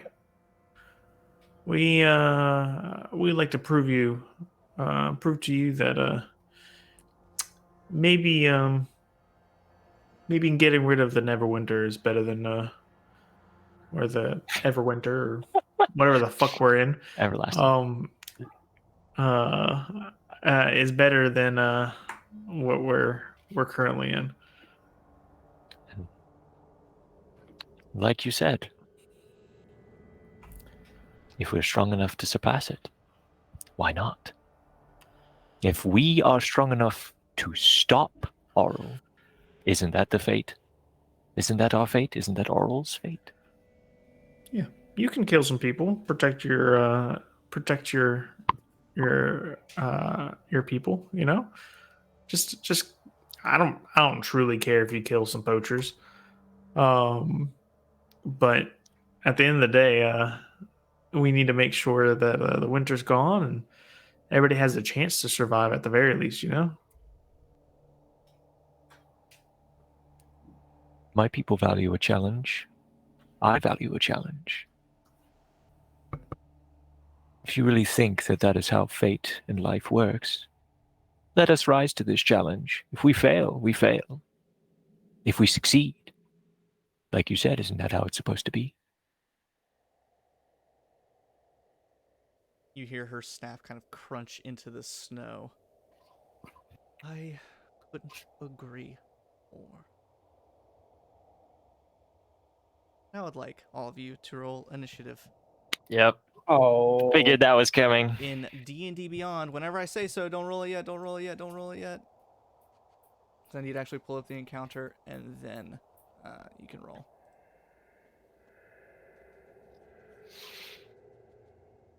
Oh, and there are so many small animals. It's gonna be death by 1,000 cuts. They're not gonna do it. They're probably, like rabbits and stuff, Yeah. probably do like a point of damage. But Yeah, are we doing cleave rules? I mean, I have a 15-foot reach. I could take out like 15 in one go, pretty easy. like All just right. sweep around in a circle, get a bunch of rabbits. It's fine. So in D&D Beyond, go ahead and roll initiative for me.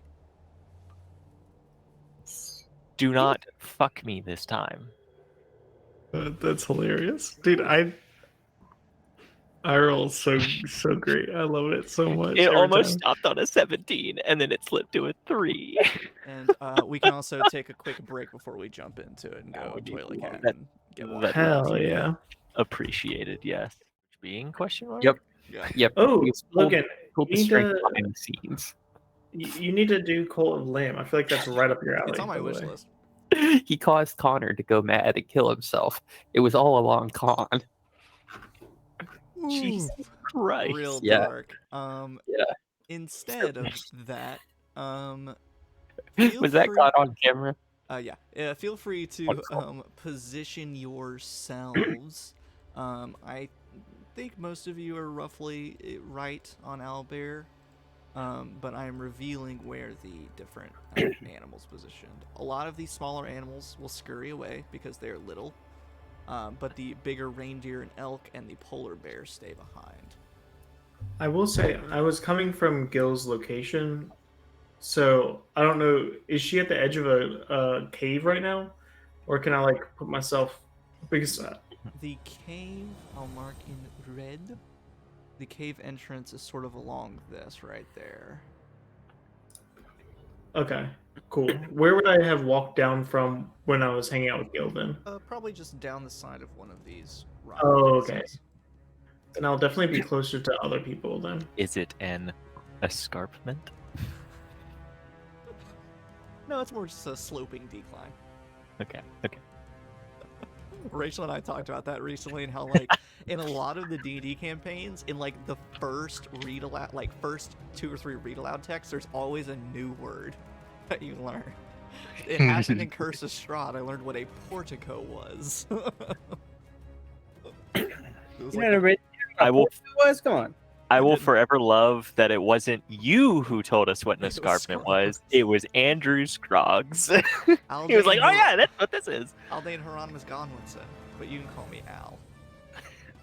I wanted to cry. And then what was his Godfrey Godwinson was his second character's name. Yeah, stupid. So if everyone's in their Sorkin. rightful places, the elks with their 20s. Oh, Alex, Is did that you? where- Yeah, I don't. Is that a good place for me to start? Yeah, you would either be grazing kind of up here on this raised area, or you would be outside of the ring of elk and stuff.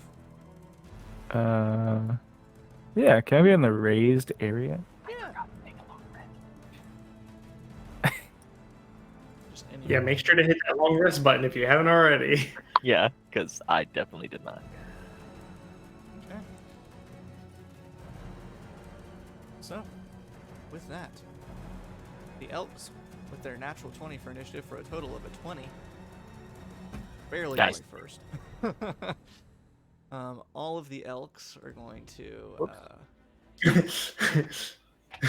think I moved somebody. Yes. Oh man, the elks are gonna be a problem. Good luck, everybody else. Delightful. Damn.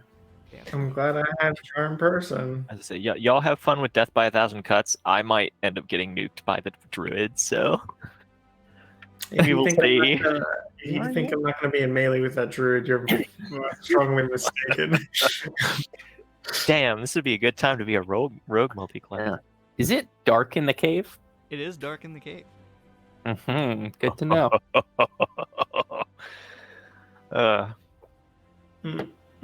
First up, Ventus. 2 of those reindeer charge at you. Yeah, Hi. mage armor's up as it always is. Is that reflecting your character? Yes. So your AC should be Uh, 15? Yes. Doesn't show me in the counter. Okay, It doesn't, unfortunately. that's whatever. So the first is a 17. I'm gonna go ahead and shield that. Okay. Then what does that take your AC to? 20. Okay. yo. The second one was just an 18 to hit. So their horns reel back as you bash them backward as they charge at you.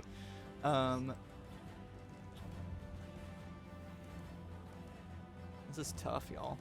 You're in weird positions. All right, that your job of killing us is slightly harder. Kasimir, those 2 charge at you.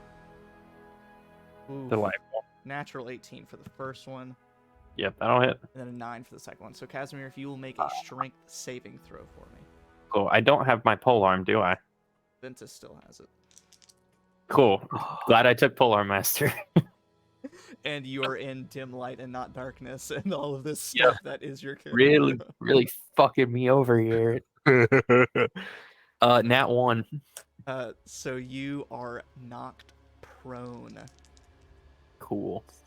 So the damage dealt is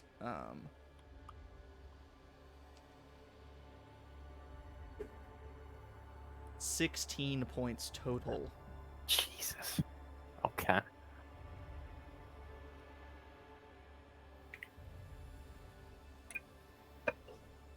Right.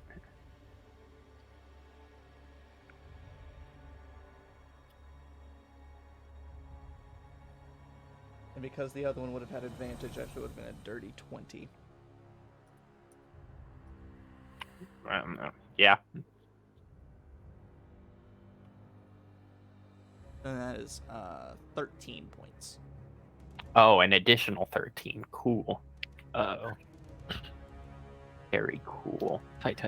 Cool. Good to know.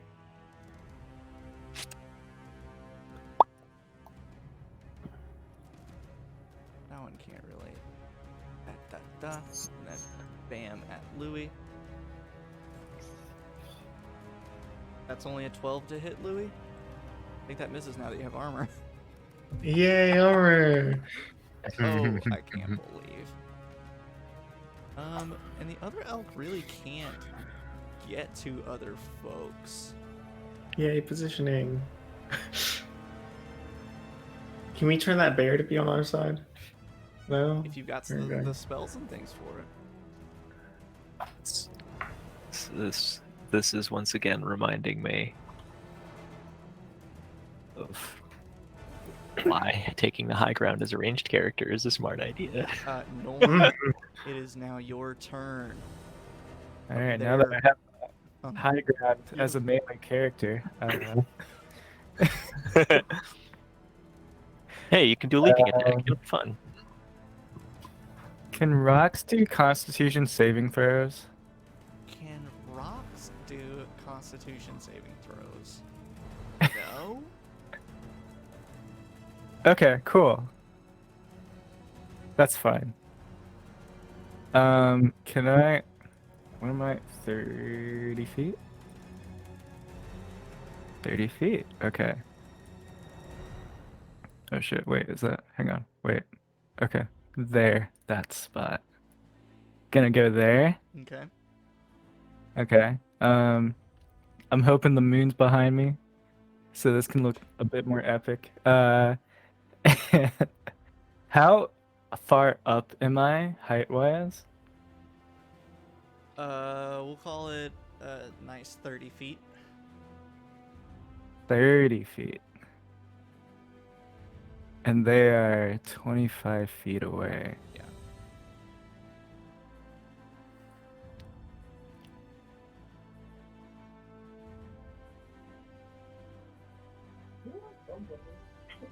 Can I taunt her into coming closer?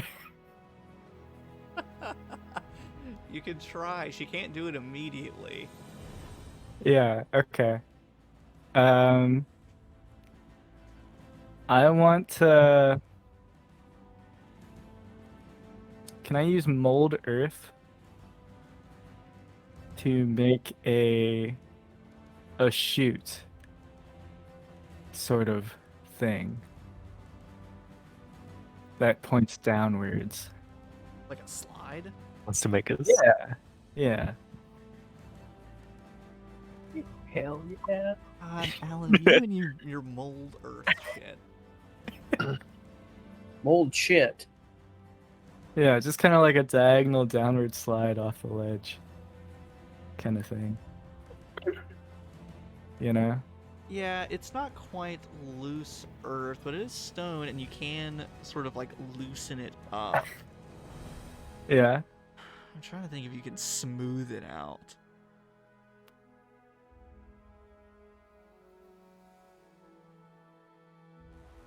Oh, yeah, might as well. Smooth it out. All right. And then I, in my most convincing voice, I want to say, "Moo, bitch, get over here." Moo. How's that Doja Cat song go? Bitch. Moo, I'm a cow. Bitch, Bitch, I'm a cow. Bitch, cow. I'm a cow. So Alan, make your choice of a persuasion or an intimidation check. Intimidation. Oh God. Okay. 15? Okay, you've definitely gotten her attention. Sweet. All right. Yeah. So I just wanted to get closer to the rock. Yeah. Okay, we'll see what happens on her turn. Cool. Oh, geez. Next up is the polar bear who can't really make it to anyone. So he will roar intimidatingly. He will And- roar menacingly. Roar menacingly. And he'll just close in some space, dashing. Get over there. Building an animal wall. Kasimir getting knocked down. Cheap shot from a reindeer. Yep. Is it my turn? It is your turn. Cool. Fucking heavily bloodied. I'm gonna get my wits about me, and I'm just gonna say, Ventus, my weapon. It's out. It's ready for you. do you toss it to me? You can reach him. It's not my turn. Oh yeah, Okay, you have a 10-foot wide. reach though, right? With his hand, your Yeah, hand. you You can just just reach over and grab it. I know what you're telling me for. Just get it. Well, flavor-wise, you Yeah, toss it. toss Okay. it. So I'm gonna do that. I'm gonna. Flavor-wise, your slinky ass motherfucker will just grab it. I don't know what you're talking about. Gadget Hey, bugbear. hey, it's my flavor. I'm at the pod. I'm cooking right now, bitch. Back off.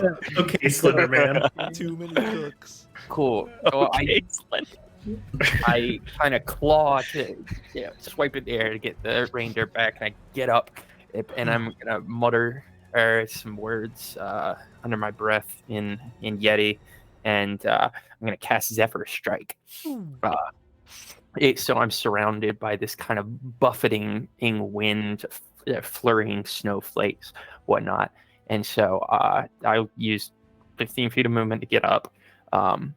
Let's see. Okay. At the start of my walking speed increases by 10 feet because of my Dread Ambusher feature. So do I only lose 20 feet of movement? Correct. Yes. Cool. So I've still got 20 feet of movement. 5, 10, 15, 20. Okay. I'm going to run this way, not taking any attacks of opportunities. 5, 10, 15, 20.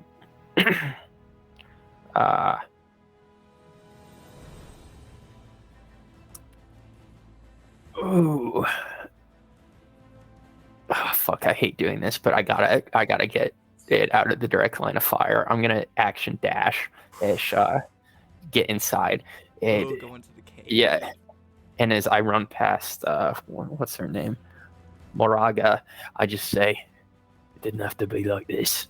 as I just dissolve into the darkness. It didn't have to be like this as he runs away. Tactful retreat.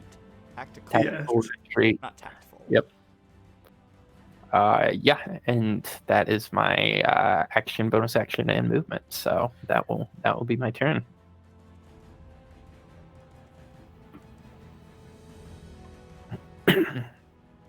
Next up, that will take us to Louis. Yeah. I hate everything. I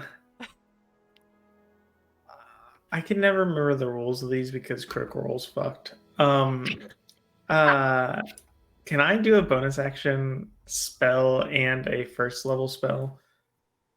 One has to be a cantrip. I most certainly can do that. Yeah. Cool. I love Shillelagh. It's the best bonus action. The best bonus action ever. I'm gonna clash Shillelagh. And then how do I draw on this flippin' flappin' map, dude? There's a little Yeah, watch- paintbrush icon. I wanna make a 20-foot square, but I don't know. Yeah, I can do that. Okay, I'm going to hit. Well, first, I'm gonna rotate my skinny ass. To be there. Okay. Well, I guess I'm kind of fat now. So I don't hit myself. And then on. Ventus, there's no way in the hibbly gibblies that I'm not hitting you. Okay. Do you What? want? He said, what? I'm casting Entangle with my ranger existence. I would appreciate if you didn't. Okay. It would be a real dick move, not gonna lie. Does that look right, Travis? It kind of looks right, Ventus but I'm right gonna in the wait. center. I'm gonna give me a second. Awesome. Wait, give me a second. I can do other things. I can also make it not be there and make it. You know what? Just for your sake, actually, I'm gonna move that square, the no square, to be directly at the GH and polar bear, please. GH and polar bear, so something like that. Yeah. Are you sure you don't want it to hit you? Because I can I can put it in between me, get you a little escape route, you know what I mean? I don't know what you want me to say here. I'm just making sure.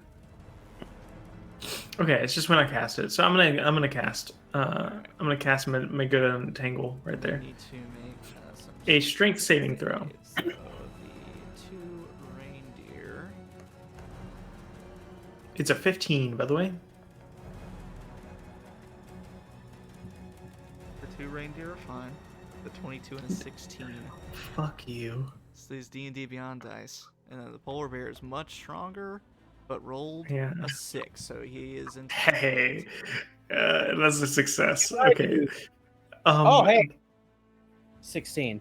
Okay, you would have been fine, but thanks for telling me that after I've already moved it. Yeah. Well, I kind of assumed you didn't care about my well-being, and you put me in it anyway. I think Louis cares more about your well-being. There's still a chance. So I'm gonna. What? Don't worry. Yes. Yes. But this thing is, you see, as plants grow from the ground, because that's realistic in this world.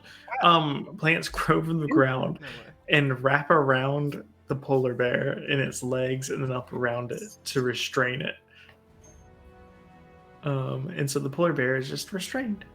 Nice. It's restrained. And I have a shillelagh. And then is there anything else I can do with my turn? No, I have to hit something, which I can't do. Which I can't do. Not allowed to do.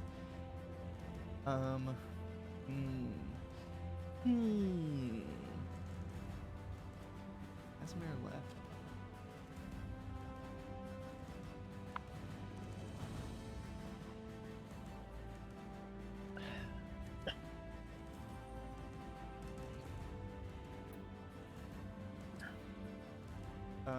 The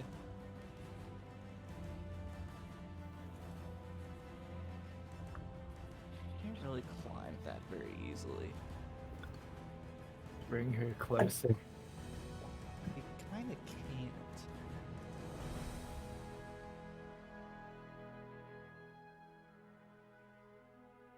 This cat. The situation's the best.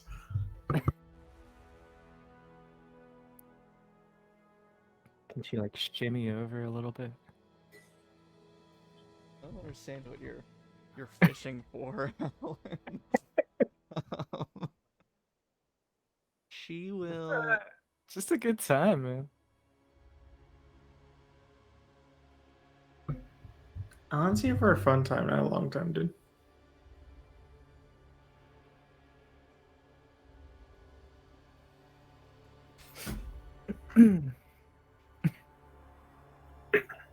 She can always just debate her life and just sit still, you know what I mean? Alan, I think I'm gonna try to do something mean. Okay. If I Uh-oh. can. I don't like that. I feel personally attacked. If she goes away, it ruins my plans. No, I think you got her attention, so she's going to try. He's gonna get creative. She raises her hands, says something in Druidic, and freezing rain and sleet start to fall from the sky instead of snow. Okay. I'm going to draw a very On me? centered on you. Cool. I'm going to draw a very large circle. Oh no. Can I ask a question once you are finished with that? Yes.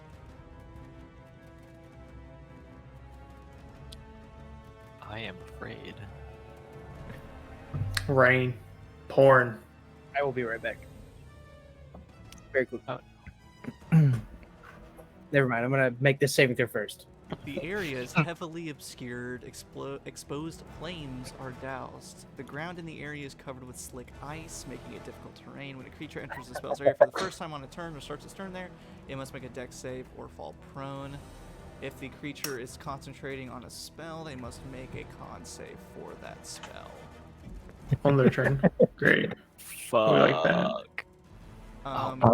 We have slides. So, Oh, so if I no. can get Norm and Louis, Kasimir, and Ventus to all make dex saves. Oh, I'm not in the cave. Isn't it when my turn starts? Not now. It's when you enter the thing for the first time No, I don't like that. on a turn, and it is a turn, and you're in there for the first time. Okay, is it a dex save? Dex save. 12. Do I have anything in my inventory that exists? Do I have an inventory? Oh, yo, I do though. Okay, that's gonna be useful later. Hey, 15. Alan, what'd you get? Oh, 16? Okay. Ventus. Oh, Jacob's gone. Is that siete? Siete? No, that's it. No. Siete? No. Wait. Desicies. Oh, okay. I'm really bad at languages.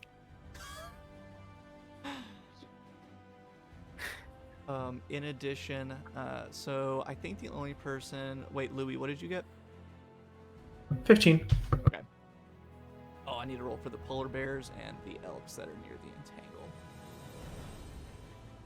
entangle. It's getting hairy.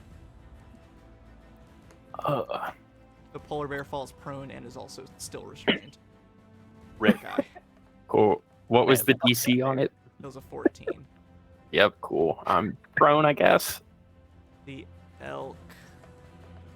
It's like when you feel bad for the ATAs. These elk, I hate them. I hate them, I know. truly. They have Yeah, no they bonuses to anything. 29 points of damage to me in one It's turn. that charge bonus. Then he is also prone. You see Kasimir as a shadow just get flatter. Melts into the ground more. Jacob, what was your dex save? I thought it was the beginning of our turn. Whenever you enter it for the first time, that would be now. Oh, nice, not one. Oh, nice. You fall prone too. Ah! Cool. What were the other stipulations? Running back through it again, the area is heavily obscured, which means you are blind while in the thing. In addition, exposed flames are doused. It is difficult terrain, so you move at half speed. And at the start of your turn, you make a dex save in addition to when it first happens, or you fall prone. Of course, if you're already prone, you can't doubly fall prone. And then, if you're concentrating on if a creature starts its turn in the area and you are concentrating on a spell, you must make a concentration check. Okay, that was the one I was worried about. Cool. Yeah. Yep. I was like, goodbye, all spells. And heavily obscured also means that I would have disadvantage firing into that as well, right? Yes. I love it. Okay, heavily obscured. Can't She moved closer to me though. Do what? Did she move closer to me though? You can't see. Like at all, like in front of me. You can't see. You have no idea if she did. Cool. Would you like to ask that question in a different way? But did It's like- she move closer?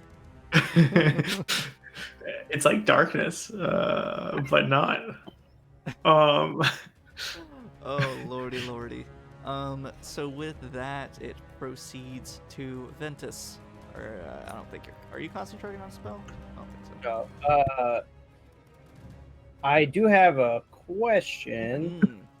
So I'm standing there, and then, bam, we're in like a whole like mess of just like cloud Sleet and snow. Yeah.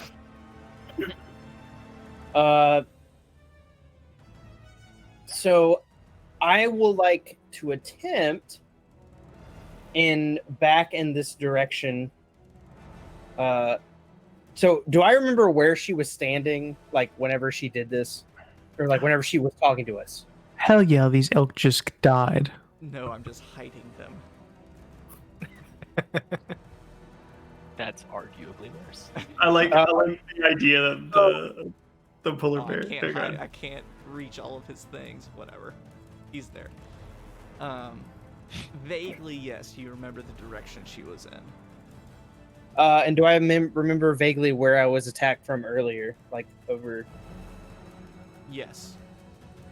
I want to move a little bit this way, and then I want to cast back towards the middle, kind of like I don't know, just in. How do I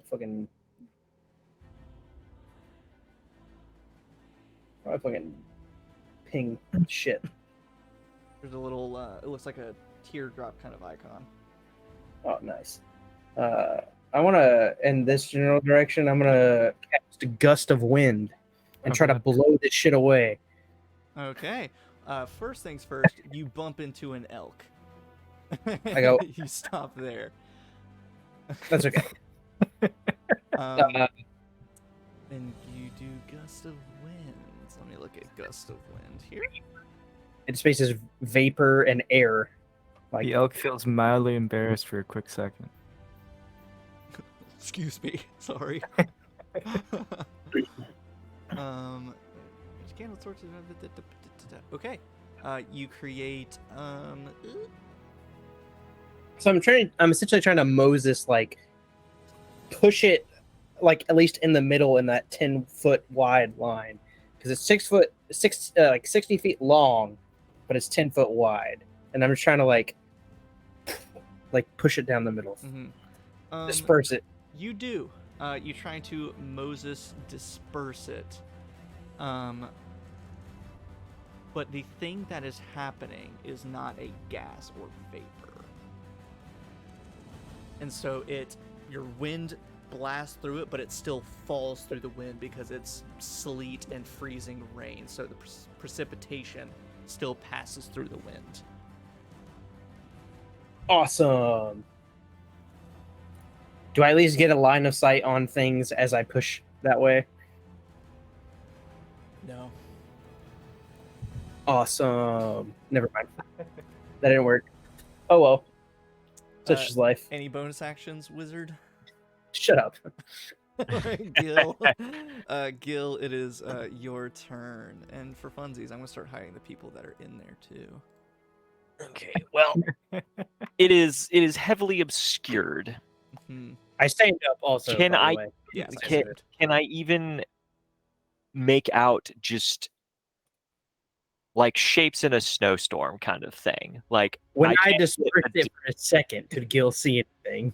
like I not even just like I don't have a specific idea of where anything is. I have a general idea where anything is, kind of stuff. General idea where you saw it before, and specifically, a creature effectively suffers from the blinded condition when trying to see something in that area. Cool.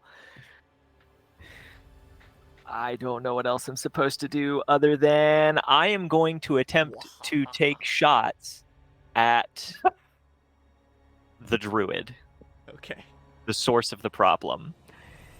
But first, the like crackle of like lightning in Gil's eyes and like some of the carvings on the bow, just a quick flash of lightning, and I'm going to use a bonus action to cast Thunderous Smite. And then I am going to just kind of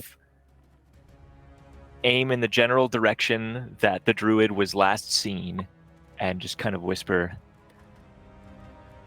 "Ancestors guide this one."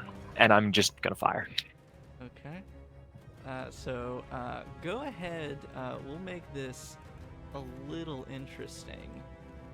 You guys about to play the first game of Battleship? Basically, with the little pointer tool, ping wherever you want to try and aim. That I wasn't looking at the battle map for like half of it. Because Austin doesn't have that much attention span right now.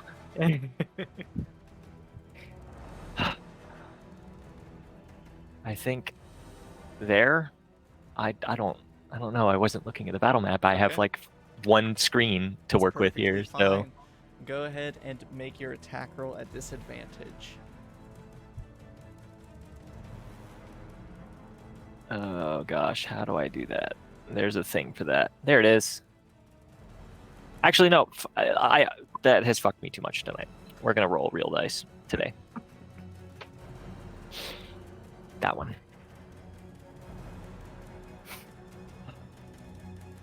Fucking killed me. Oh my god, nat one. It was at least it would have been like a 15 if I hadn't been at disadvantage. So. If I have...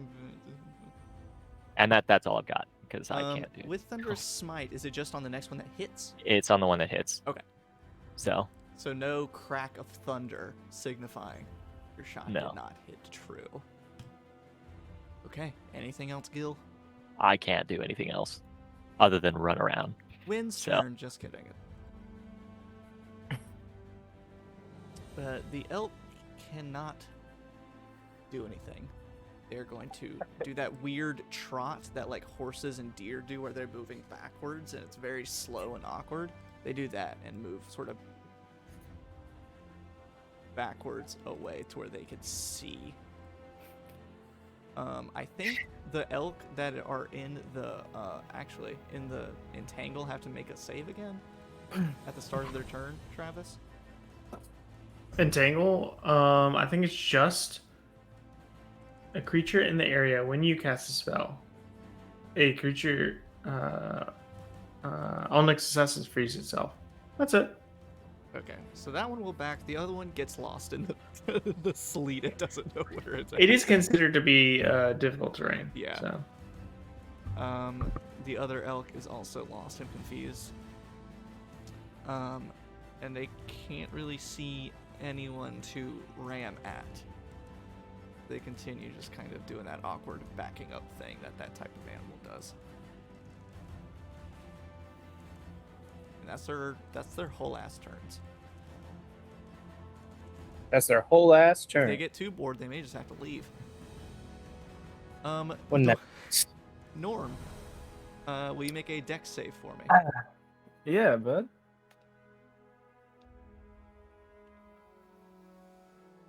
Um, 18. Okay, you do not slip and fall. And now Norm, not having the wisdom or foresight to recognize a bad idea, proceeds as planned. Alan. Just Alan. So the shoot slide Norm created was kind of pointing at the druid lady beforehand. Mm-hmm. As an action.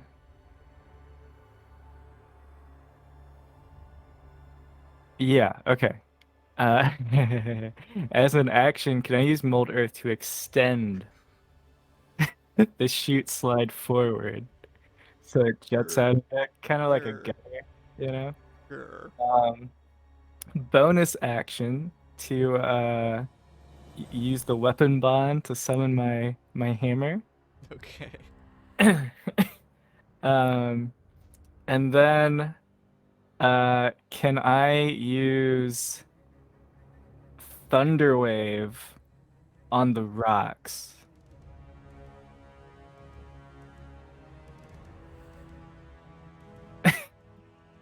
Basically causing a rock slide.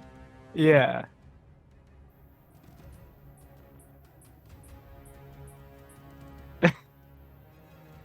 And now I was Googling what thunder damage is. And it does say it's kind of an explosive force. Yeah. And I think I'd allow that. okay. It's kind of a rock fall. Yeah. What I will say, there's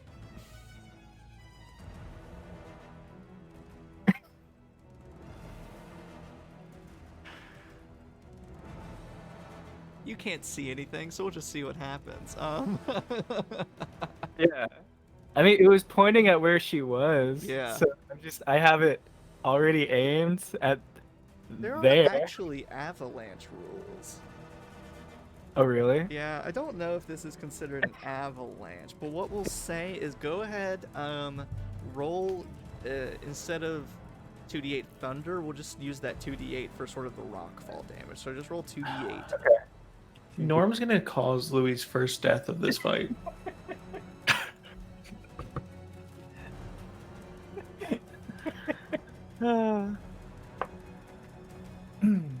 Okay. 7 and a 6. So it's 13? Yeah. This is not avalanche worthy.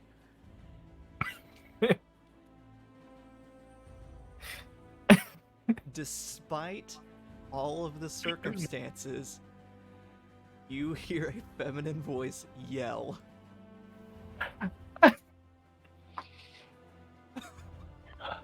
Ow! Despite everything. Vic- You got hit with some rocks. It's the small victories. Yes, it was me. It's the small victories. Can I use my movement? I want to jump down and towards the yell. You want to jump down? Yeah. Why are you saying like this? So you weren't expecting it, Logan? Make a dexterity saving throw at disadvantage. Okay. Yeah. Because it's Logan over here acting like this isn't just normal Alan. Disadvantage. That's an average, 8. That's an 8. typical average Alan behavior. Yeah, it's just an average Alan behavior. I don't know if you... So you jump down. It's kind of a fall anyway. You also can't see, so you don't know how fast the ground is coming up to meet you. And you're also falling onto icy ground covered in loose rocks. Naked. Naked. Oh shit! I forgot about that.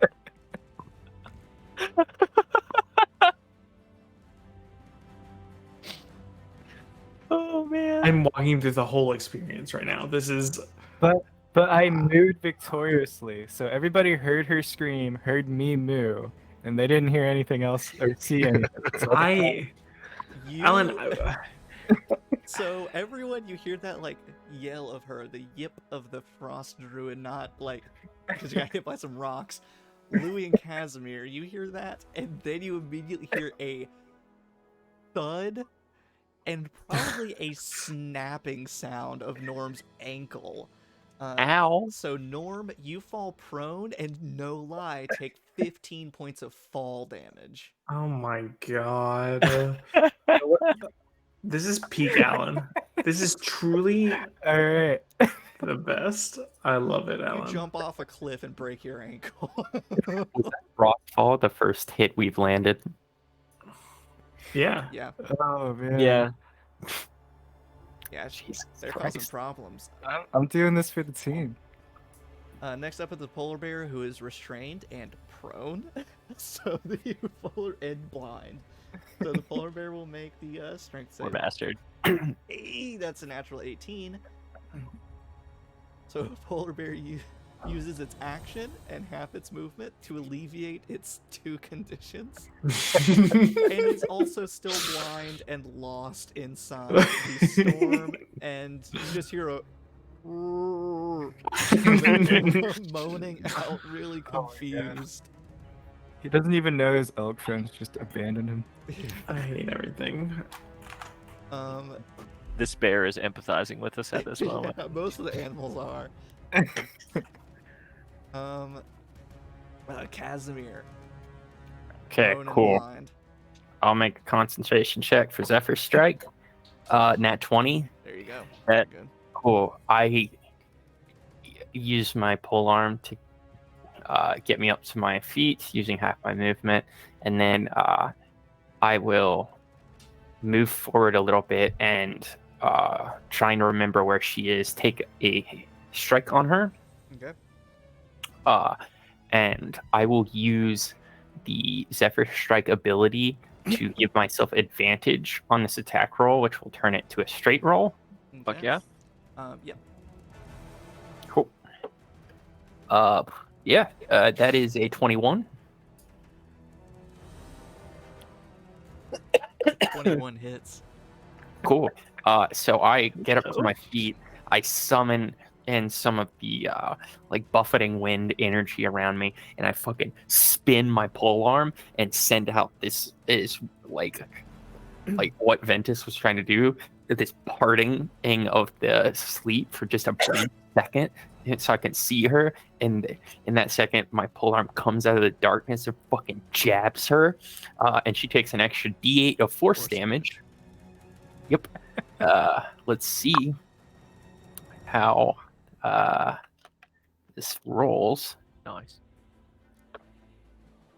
All right. Well, the force damage is shit, but that's gonna be 6 plus. The caption said, but that's going to be sick. 10 points of damage on that Okay. first. And I assume she needs to make a con save. Hold on. I fucked up her thing. How much damage did you say? 10 points. Okay.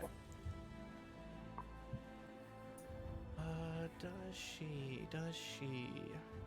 Doesn't look like it's concentration. Oh, no. It's not concentration? Oh, fuck. All right. That's a bummer. I will take my bonus action, strike on her. Or, I guess at disadvantage. Yeah, that's a 2 and a 4. That's not going to hit. But I will move. So I am not where I was when I struck her. I will stay in the darkness. Yes, and back a little further into the cave, maybe. And But Bam Bam, how much movement do you have left? Okay. So I lose. Wait, Well, let me you read. gain some because Zephyr. My walking speed increases by 30 till the end of the turn. So does that 30 get added? Okay. It says once before the spell ends, you can give yourself advantage on one weapon attack roll on your turn. The attack, blah, blah, blah. Whether you hit or miss, your walking speed increases by 30 until the end of that turn. So is that 30 tacked on after I already got up from prone? That's what I'll say, yeah. Okay, so I have 45 feet of movement. So, to continue moving through the difficult terrain, you said 45? 45. I'd like to keep her within range, so if she leaves my melee range, I'll get an attack of opportunity. You can only take attacks of opportunity against creatures you can see. All right, fuck then. I'll just back deeper into the cave. And after 5, 10, 15, 20 feet, bam, you are outside of the sleet storm. And then you have your 25 to go into the darkness of the cave if you so wish. Yeah, I'll back just into the mouth of the cave, so I'm fully in darkness and fully obscured to any who see me. Perfect. Louis, wrapped up in a sleet storm. Cool. Well, first thing happens is I need to do a dexterity check, right? Yes, Dexterity. a dexterity save to not to fall prone. Yeah, no, that's a 1. You Okay. fall prone. Then I need concentration check, right? If So you're that's a concentrating on something, I don't know if you are. I technically am with that spell, but I'm just gonna let entangle loose. Okay. So no longer square. Oh, No square no longer exists. I heard a person scream, I'm assuming. Yeah. Okay, great. I'm gonna stand up for half my movement. Do I know relatively where the scream happened? vaguely behind you, yeah. I guess I'll vaguely move closer to behind me and then try to swing my shillelagh. So go ahead. I will pinpoint. I'll draw a little square for your like threatened range, and Okay. you can choose which one to swing in. Okay, so that's roughly where I heard her scream. Yeah. Can I roll a perception check to see if I can like actively hear it a little bit better or no? That would end up using your action to do that. Okay, that seems like a no-no. I'm just gonna. What is your passive perception? My passive perception is a 17. Then I will give you. I will change that and reveal that she is in one of those 3 squares. Those 3? Okay. I'll move directly or in between those 3. Okay, where that L is. You run into her and immediately bounce back. I'll go and then swing.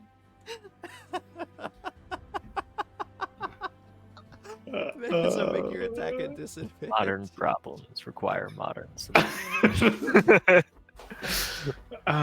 Great. That's exactly what you want from a spell like this, is just all the combatants bumping into each other blindly. Okay, so you said disadvantage? Mm-hmm. We love a natural 20 as the first roll. We love that. A 16. Oh, 25. 23. A 23. Okay. Holy shit! Roll your damage. When I hit a creature with an attack roll, I'm gonna mark it as my favorite enemy. I'm doing that. It's gonna be a concentration, but it's just favorite foe. Who gives a fuck? And so I'm gonna go ahead, roll my damage for Shalala. Oh, that's an 8 on a 1d8. That's a 13 plus dreadful strike. Which is 2, that's 15, and then favored foe, which is 2, that's 17. Okay, well, yeah, that was 17 damage with one hit. Yeah, I'm gonna hit it right in the kneecap because I'm just well, not kneecap, sorry, I meant shin. I'm just gonna be like wildly swinging, but I don't think I'm very used to the weight of my staff at all times, so I just kind of like swing a little low and hit her in the shin. Like someone playing baseball for the first time. Yep. Yeah. Straight up at the Whitman family reunion, the Whitmans are a softball and baseball family. Like they either coach or play, and I was there. Never played a sport in my life, and I had to play softball. Incredible. You're like, Fun fact. please be gentle. Deeply embarrassing. Oh yeah, What, for Travis? sure. Fun fact: favorite foe is not a bonus action or an action. Not sure how these. I just do it. So You just do it. as my bonus action, I'm going to re-up my Shlele. Just for funsies, might as well. Just because. Okay. You re-up your Shillelagh, that'll take it to the druid. Louis? Yeah.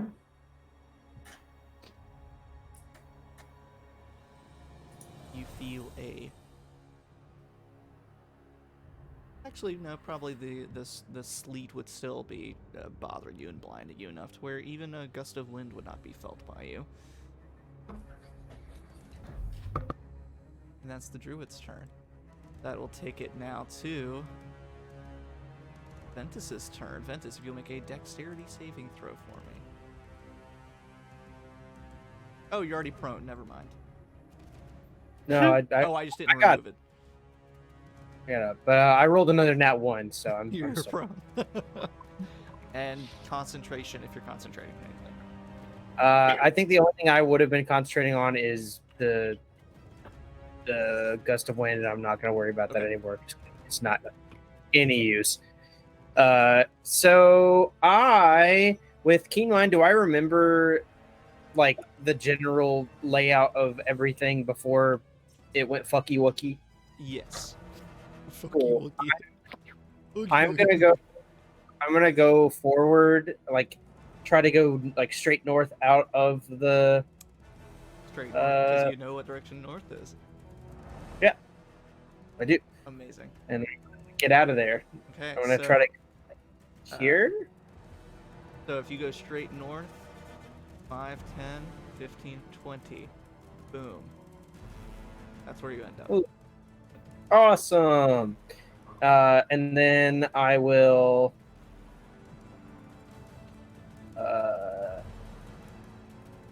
hold on. Let me look at my character sheet. So I know. Character sheet. All right, 10 foot. Zoom in. 10. Cool. I'm gonna cast Shatter, like right here, and then I'm gonna hit 1, 2, 3. Actually, yeah, I'll hit those 3 because those are the ones that scare me the most. So that's gonna be a Constitution saving throw. Oh, good lord. They have a +1. Okay, so the first one was a 16, the second one was a natural 1, and then a Jeez Louise, 19. So save, miss, save. Yeah. They take So- half either way. Yeah. So max damage is going to be 16. Well, good news. The one in the middle is completely. You hear a snapping sound as its neck is completely rent to the side, and it, dies. How is that good news? The others are knocked away and are quite bloodied. They don't have a crazy amount of hit points. There's big. Oh, I can just like mark that off. I don't need to do all that. Shatter being a sudden explosive shockwave. Wouldn't it pulverize the bones? Oh, maybe. Sorry. I was thinking more just like it's a forceful like. Those were outside thoughts with Austin. What Austin thinks about. These have been Outside Thoughts with Austin. My favorite TV show. All right. Anything else, Ventus? Just kind of bonus action. So it's level 8. Now it takes it to Gil.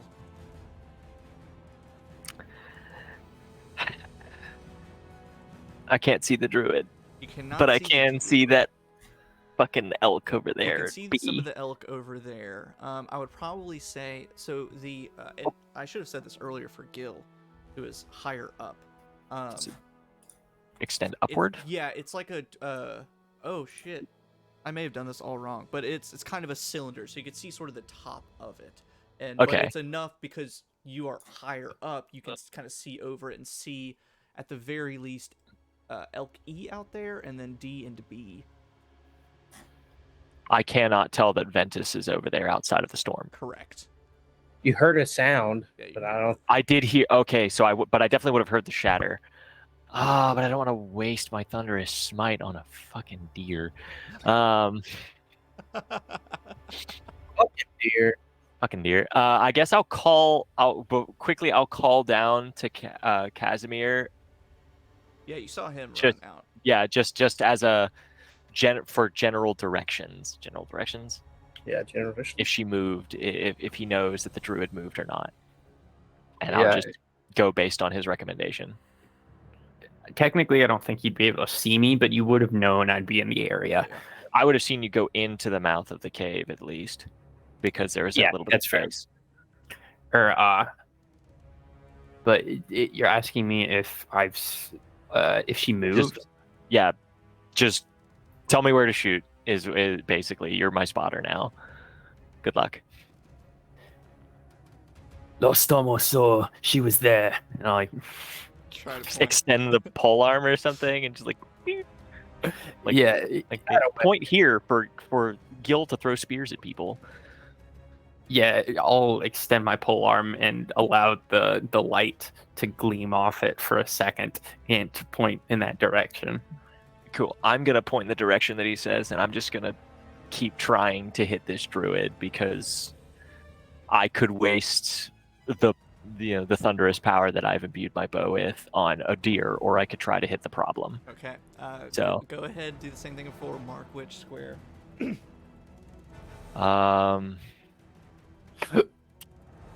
I think I'm gonna fire in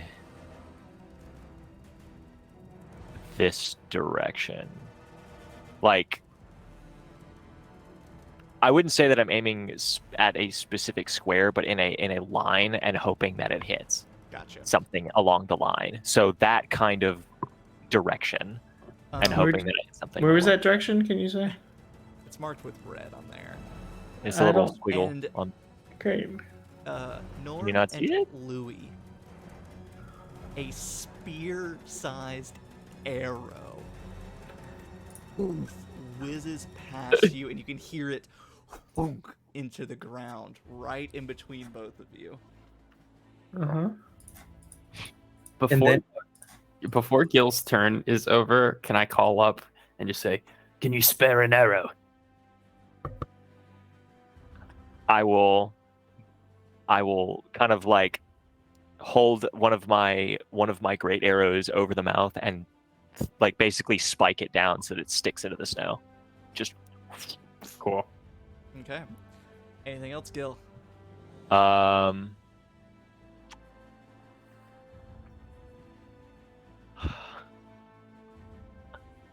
I don't know what to do. I don't know what else to do. No, I don't think there's anything else I really can do. Nothing that will be helpful. So Some of the elk still wander.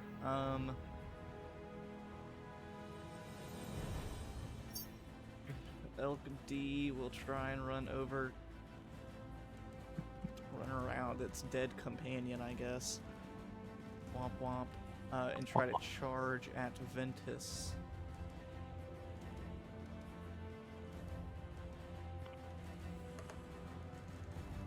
Ooh, with the dead.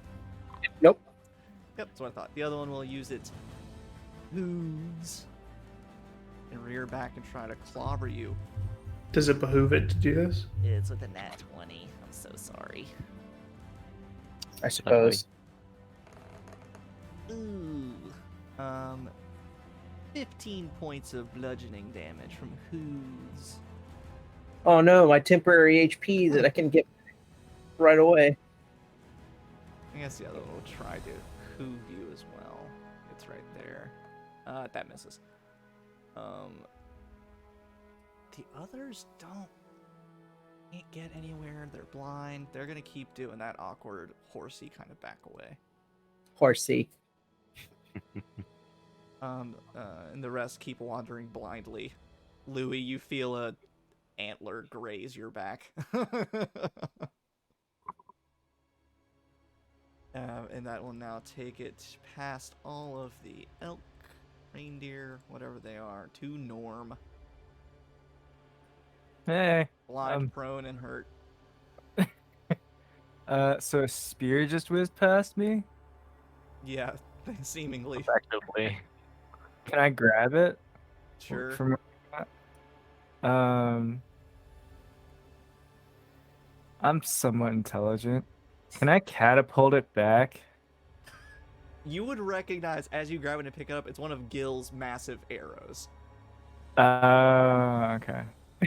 That would have been so funny, Gil. Your I arrow would goes have sailing been back so upset. just out of the sleetness. Alright, I'll just keep it. Can Wait, it be canon that the other characters can pick up my arrows and use them as a spear? Weapons, yeah. Fuck yeah. That's awesome. Can I actually get back up, or is my ankle like legit broken? You can get back up. Okay. You more just twisted it. It just hurts real bad. You rolled your ankle. Okay. That takes an action, right? It takes half your movement. Oh, cool. There's probably grunts and noises, right? Can I follow it?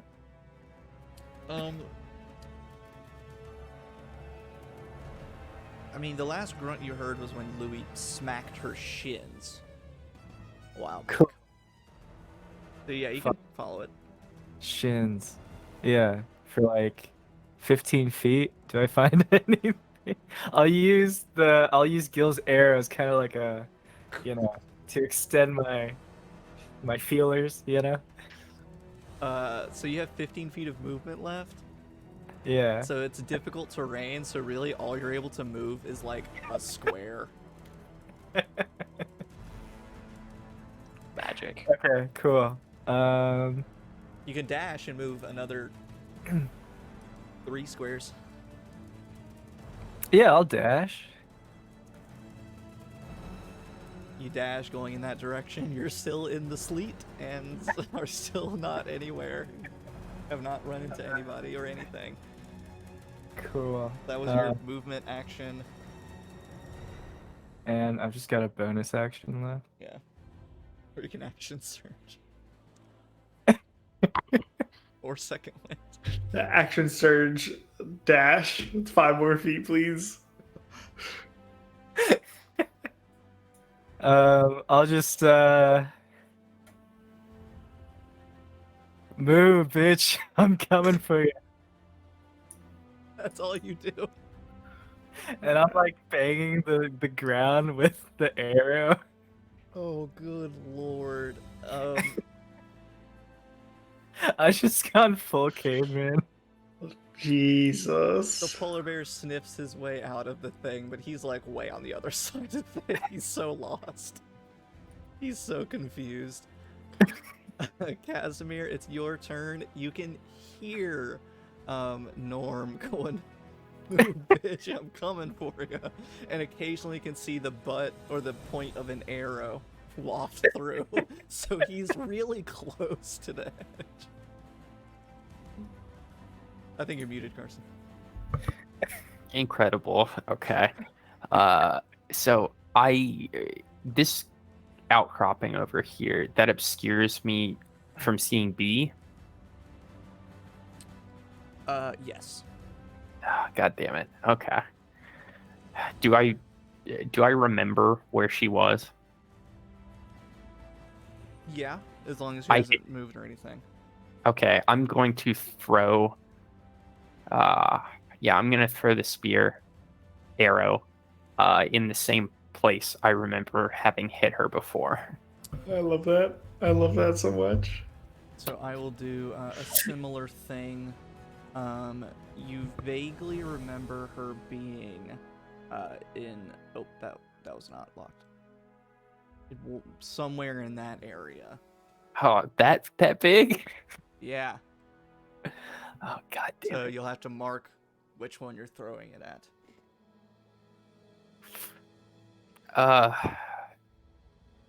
Bottom left. Bottom left? Okay. Thuds into the snow. Louis, there's an arrow that lands not far from in front of you. I was just about to say, these motherfuckers are gonna kill me. Literally, like, every time it's like right next to Louis, every single one. Okay.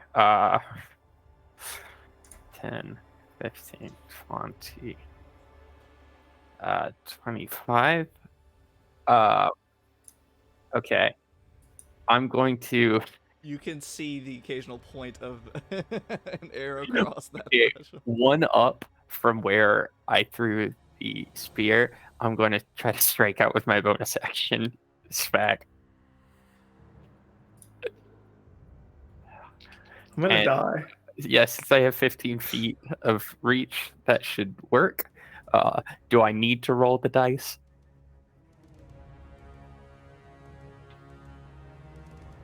This is about to be the most D&D question ever. How are you striking? Are you lunging? Are you swinging? Are you bringing it down from above? What's your strike? I think it's.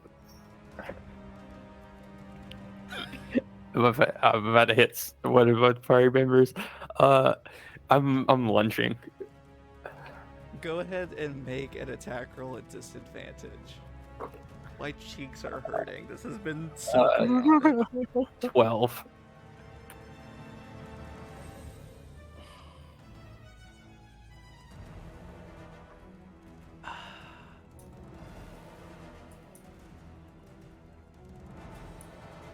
Norm. Who isn't wearing armor? Norm has some armor. Norm, do you have your shield out, or are you just weapon one hand? Big arrow. I was all out, bro. You were nude. That's Yeah, he wasn't right. wearing anything. I got my book. So what is your dexterity modifier? X +1. Damn it. Carson, what did you roll? 12. Roll some damage. Okay. This motherfucker mooing. Okay. Sorry, I'm a beefy. I rolled on the low side. That will be 6 points of damage, though. Norm, you take 6 points of damage as the bill hook rips through the sleet and jabs at you. The aft end. You just get like. Boom. Punched in the stomach, effectively. Yeah. Oh god. I got it. As he's yelling, "Move, bitch! I'm coming for you." She's got me. She got me. Okay. I'll move 5 feet back this way. Truly very D&D. Oh god. Louis, Oh, this Louis, is- what do you do? This is In rough. fucking incredible. Okay. You heard Norm go, moo. Um. Fucking Jesus Christ. Oh, okay. Okay. So I have to do concentration. What are you concentrating on? Favorite foe. Oh, yeah. I lose concentration. Also a dex save. Also a dex save. I rolled a 3. I fall on my ass again. And so if you use half movement, you can only move 1 square. Okay, 1 square. I mean, you're already at disadvantage anyway. Might as well just keep laying on the ground and swing. Nah, I believe she probably left my. I mean, I assume she left my With your area, passive considering. perception, you do not sense her anymore. You did not, Okay. Yeah. I'm going to use my action to perceive. I'm gonna use my full ass action, Ass action. my ass action, to Do it, try baby. to see if I can hear her through the fucking sleet and storm. Hold on, let me do. So, okay, hold on. Because I think blinded, it's like you automatically fail sight-based checks, but if you're also going to try and, like, listen, I'll say make a perception check, but just do it at disadvantage. Because there's still Okay. the sounds of the storm happening. I was gonna say it's Okay. pretty noisy. So. That's a dirty 20. Booyah. You hear the flapping of wings up above you. Above me? Above me? Okay. Little bastard. I have just a bonus action now. Re-up Shillelagh. All reliable. I can't do anything with the bonus action. Do I have to see the person for Hunter's Mark? Yes. Probably. Okay. Hunter's Mark is actually useless in this scenario. Can't do anything bonus action. For funsies, I have it for a minute. I'm just gonna chill. I'm gonna concentrate my hearing.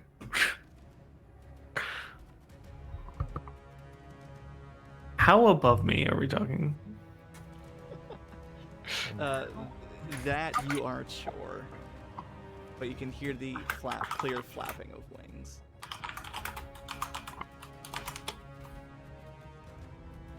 Cool. I'm good. I'm good.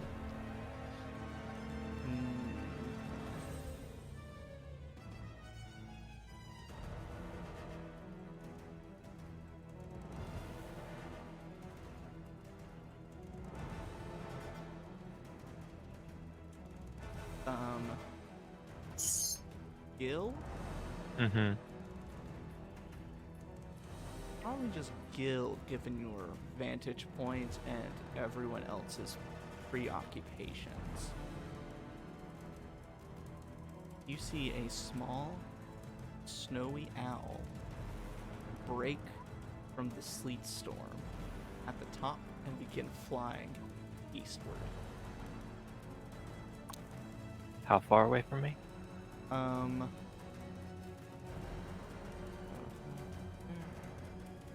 About 160 feet. God damn it. Okay.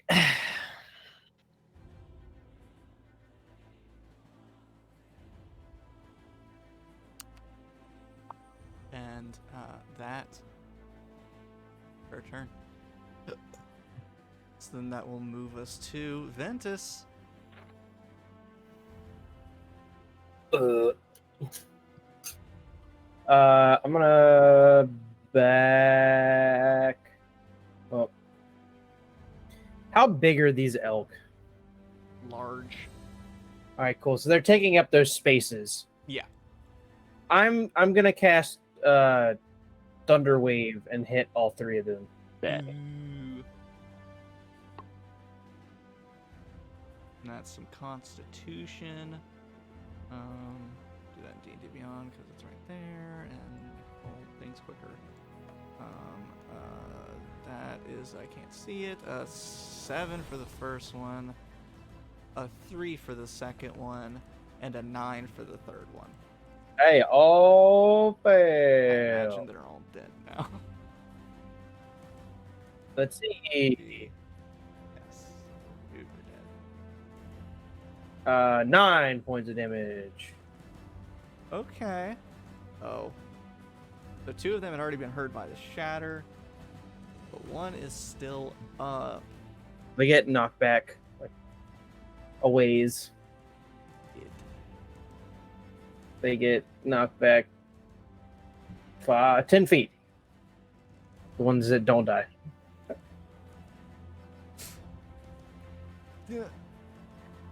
Basically into the the sleet storm, and now they're gonna get lost. And then I will go over here. Okay. With that, it'll take it to Gil. You said I saw the owl flying east. Yes. Cool. I'm gonna keep going along the ridgeline so that I get within at least at max 150 feet. That's possible. Cool. And I am going to pull my arrow back and aim for this owl. And as I'm doing so, I'm going to yell at the top of my lungs, hopefully getting everyone's attention while doing so. And I'm going to yell, "What, are you too weak and cowardly to defend your beliefs?" And I'm going to loose my arrow. I still have Thunderous Smite on. Okay. Now it's important that I choose the right fucking D20 for this because I've been getting fucked by every roll. Fine. Big money, no whammies. Big money, no whammies. That is a 22 to hit. That hits. Roll your damage. Cool. This man says I don't trust D&D Beyond anymore. No, I do not.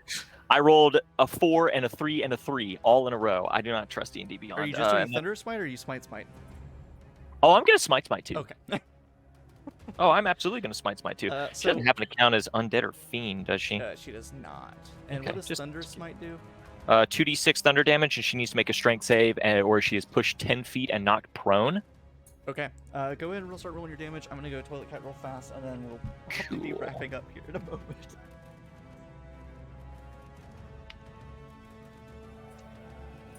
And thanks to Piercer, I can re-roll one of these die if I want to, which is fucking awesome.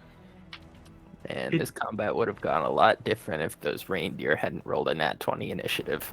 Ain't that? It's so true, though. Yeah.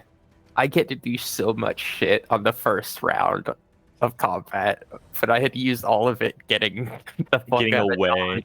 because Yeah. I took 29 points of damage. Oh.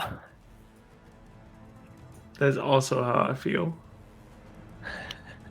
You want to know how much damage this did? Like at least one, I think. Yeah, something like that. Let's see. Sorry, I have to redo the math in my head. 26. Oh, damage. And then she still has got to give me a strength save. Hell yeah. What do you think the chances are that she's still an owl? None. Absolutely zero. There's no way that owl has more than that many hit points. So there's no way she's still an owl after that. What's the There verdict, is Dawson? no fucking... Oh, it is 26 points of piercing and thunder and radiant damage, and I need a strength saving throw in case that matters anymore. Just, you know, I don't know how well she was looking because I couldn't see her. So I feel like she was fine. What's the save? 12. She got an 11. No line. She is pushed 10 feet and knocked prone. I don't know if she's out of owl form or not, but I kind of. I think. Let me double check. I don't expect that owls have many hit points. There's not that many hit points. If that owl has more than 26 hit points, I'm going to be concerned. You see. So, I imagine from 150 feet away, the arrow flies, and you see. As the arrow hits the thunderous smite, you can see the shockwaves in the air. Feathers, bright white feathers, fly out, and still in owl form, the owl plummets to the ground. And She's still in owl among form? the sand dunes. Sand dunes? Sand dunes, snow dunes. Excuse me. Does it say shit? We got sand here now. Dunes. Yeah, you killed the one frost druid, and now Icewind Dale's a beach. It's over. We It's did over. it! We just gotta go kill. We gotta go kill each of the frost druid sisters, and it thaws a different part of. Okay, Yeah. cool. It's a whole different campaign now. Yeah. Oh, maybe it's just a natural transformation for her. But you see, she thuds off in the distance, and when she does, the sleet storm vanishes, Oh, shit. and I get to Fuck reveal yeah. where everyone ended up. I want to see where all the fucking. Oh no. No. Oh no. Yeah, Norm Alan, was you so got- close to hitting me. You were You one got Ventus square over away. here. You got Ventus over here racking up bodies. But with that, it's pretty immediate that the Elks would act next. They trot away. Okay. They don't try They to do kill not me. continue the fight. Probably Great. directly commanded or something.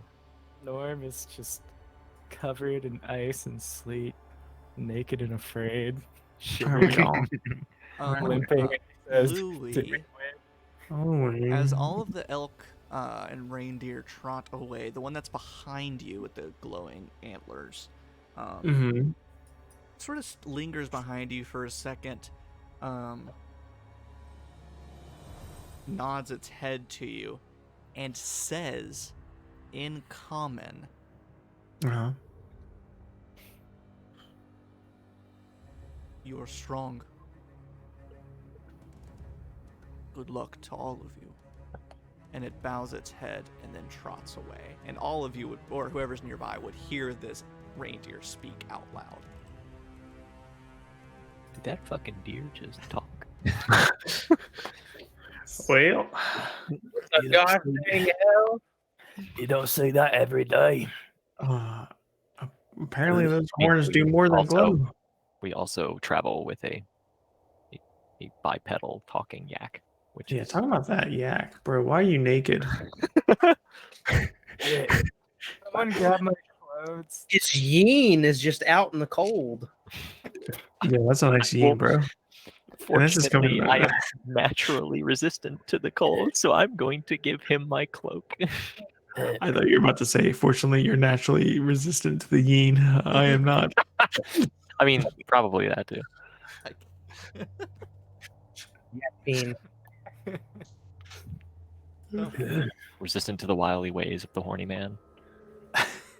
That's why Louis' charms do not work on me. Oh, no. The farmer is too powerful. Vampire seduction. I love that, stupid. Not to derail too much, but I was just watching an episode of Seinfeld earlier today with a very similar plot point. Kramer was trying to get rid of his Kavorka, or in Latvian, the lore of the animal. He like goes to a church, like a Yeah, and then the nun wants to leave the Yep. That's such a good episode. Oh man. So yes, the situation grows quiet here once more. Anything else? Any other business here before returning to Bryn Shander? Go find the druid. I was gonna go find the body. Tracking through the snow, you eventually find the dead druid, not an owl, No. You're so crashed sexy. into the ground. No lie, Austin, she had 27 hit points. You rolled 26, but because she falls prone, she fell from the sky and died from fall damage. Yeah. Incredible. Thunderous smite, baby. That was unbelievable. I'm so glad I am so glad I decided to hold that and not waste it on a fucking deer. Dim deer. Magic. But just getting a closer look at her, well, one, her body is broken, but she's covered in all sorts of animal pelts. You're not sure what for, if those die naturally, if there was some cause, or, you know, if she I was protect the secretly a poacher in disguise as a druid. What a shitty plot hook. But you also notice she has, you know, some sort of generic spellcasting components. She has her staff with her. That's nothing special. I do need to check one thing that she didn't actually end up using, but she might still have on her. That'd be so sad if that was the case, though. If she was just like, I protect the animals, as She in, actually. I will hunt them, but if they're for me. She had something that melted away when she died that you'll never know what it was. Cool. No way. Very cool. I mean, So, didn't that happen with Zephic with Yeah. his sword? Yeah. And in His fact, sword melted. it looks identical. Oh, cool. What? Kind of suspicious. She had some It's kind like of ice weapon or something Yeah. that melted away when she died. Like the ice blade that the serial killer was using melted when he died. Oh, But you also notice that her coat and pelts that she has on her start to move. nope. I grab it. Grab what? It. Obviously. I think he was. What the hell? So like, Like there's I something will- underneath it that is moving. Yeah. I will I wa- assist Norm for the Ed- sake of knowing how that tends to go. I'm trying to get out, you know, and I'm trying to like contain it. Actually, Alan, I don't know. Normally I would caution you not to do something like this, but I kind of want to know what's underneath. Did I catch it? Yes, you do catch it. Okay. And I'm going to hold on. Let me. Ooh, what if it's another Chwinga? I'm gonna post a little bit of artwork in the Discord Oh, because so this is the artwork for that frost druid, but it is there's also something in the picture, and it is what's moving underneath her. Sorry, I saw the I saw. general, the general thing from Alan first. Yep. And I was waiting for your super serious, Jesus. where you were like, I was very confused. obvious picture. There's a little white weasel. Why is she just my so God. weird for no fucking reason? Can I pet it? Yeah, it's definitely squirming, trying to get out of your hand, like kind of doing like a little trying to bite at you and claw at you. That's good. I'm tough. I don't. I fell off with some rocks. I can handle it. Take I- a point of damage all the way. I let it lick the sleet off of my arm for water as a water source. And then We I'll don't give know. it some ration mix, you know? I hate everything. Because you're still not wearing armor, you take 1 point of piercing damage, Norm. As it bites you. He's gonna take a point of damage every 6 seconds until we get back to town. He'll fucking drop unconscious by the time we make it back. Oh, man. That's fine. I got a few minutes.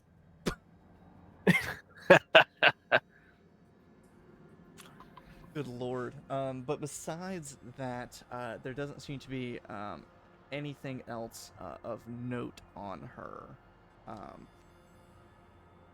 She's gonna have a note that says like, "Hey, I got this weapon from Arl Frostmaiden. Please return it at this address." No. Crazy. Does anyone know Druidic by happenstance? Nope. Because I know, Travis, you have like the Druidic fighting style. I didn't know if that did anything. I also have the druidic Oh, you fighting. took that too? Yeah. It doesn't give you Druidic as a language for some reason. Okay. It just allows you to use a couple spells. Is Never mind. she my size? Is she your size? Yeah. No, she's like 5'4".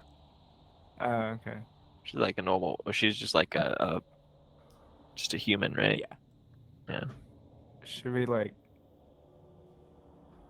bury her? Yeah. I mean, What do I druids mean- prefer? Why don't we talk? Ask the That's a great animals. question. Can I walk up to one of the deer that's around Oh, somewhere? they've left. Oh, they've left. Can just talk to an animal. There's a weasel there. Yeah, I'm gonna talk to that animal and be like, So yeah. I love the Final Fantasy noise that just clearly popped through that mic. don't worry about it. I hold the in front of her like gently but firmly. Firmly grasp it. Norm, you take 1 more point of piercing damage. Okay. I'm gonna ask the weasel. Hey, do you know what's your name, little guy? Are you Girl? actually casting like speak with animals or I'm animal just friendship or something? Oh, I do have a potion of animal friendship, but I'm not gonna use that for this fucking weasel. I'm gonna borrow one of this druid's Do it. It'd be funny. pelt she's wearing, wrap it around an arm, and then hold on to the ferret with the wrapped arm.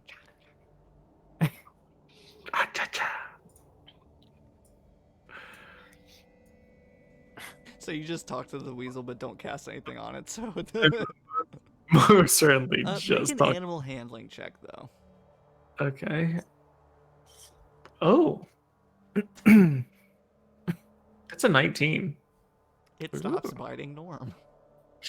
Hey, Hey, that's cool. wasn't that something? I'm gonna give it some water. Some more water. Okay, I'm gonna name you Betty. All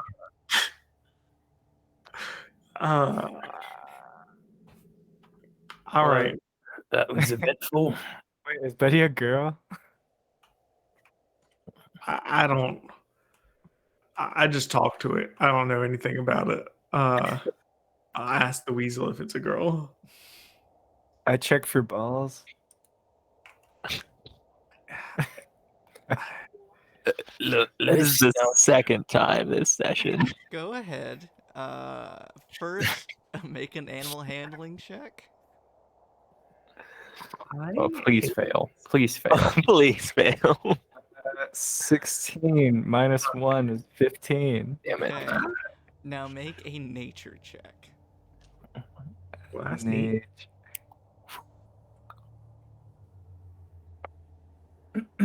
16 plus 2 is 18. You do not find balls. Betty's a girl. Hey, and she's Oh, white. Hey yo, wait. Hey,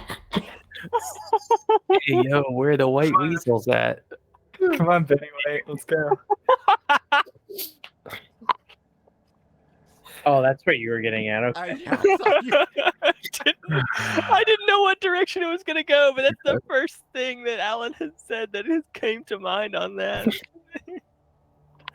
Let's maybe put this woman to rest and head back to town. Like, Oh, did we decide on how we were gonna do that already? I kind of zoned out for a second. Can I make a leash? I do not. Oh, okay, never mind. I was like, I don't know where this is going, but in context of what we're talking about. I will. I want to leash Betty White.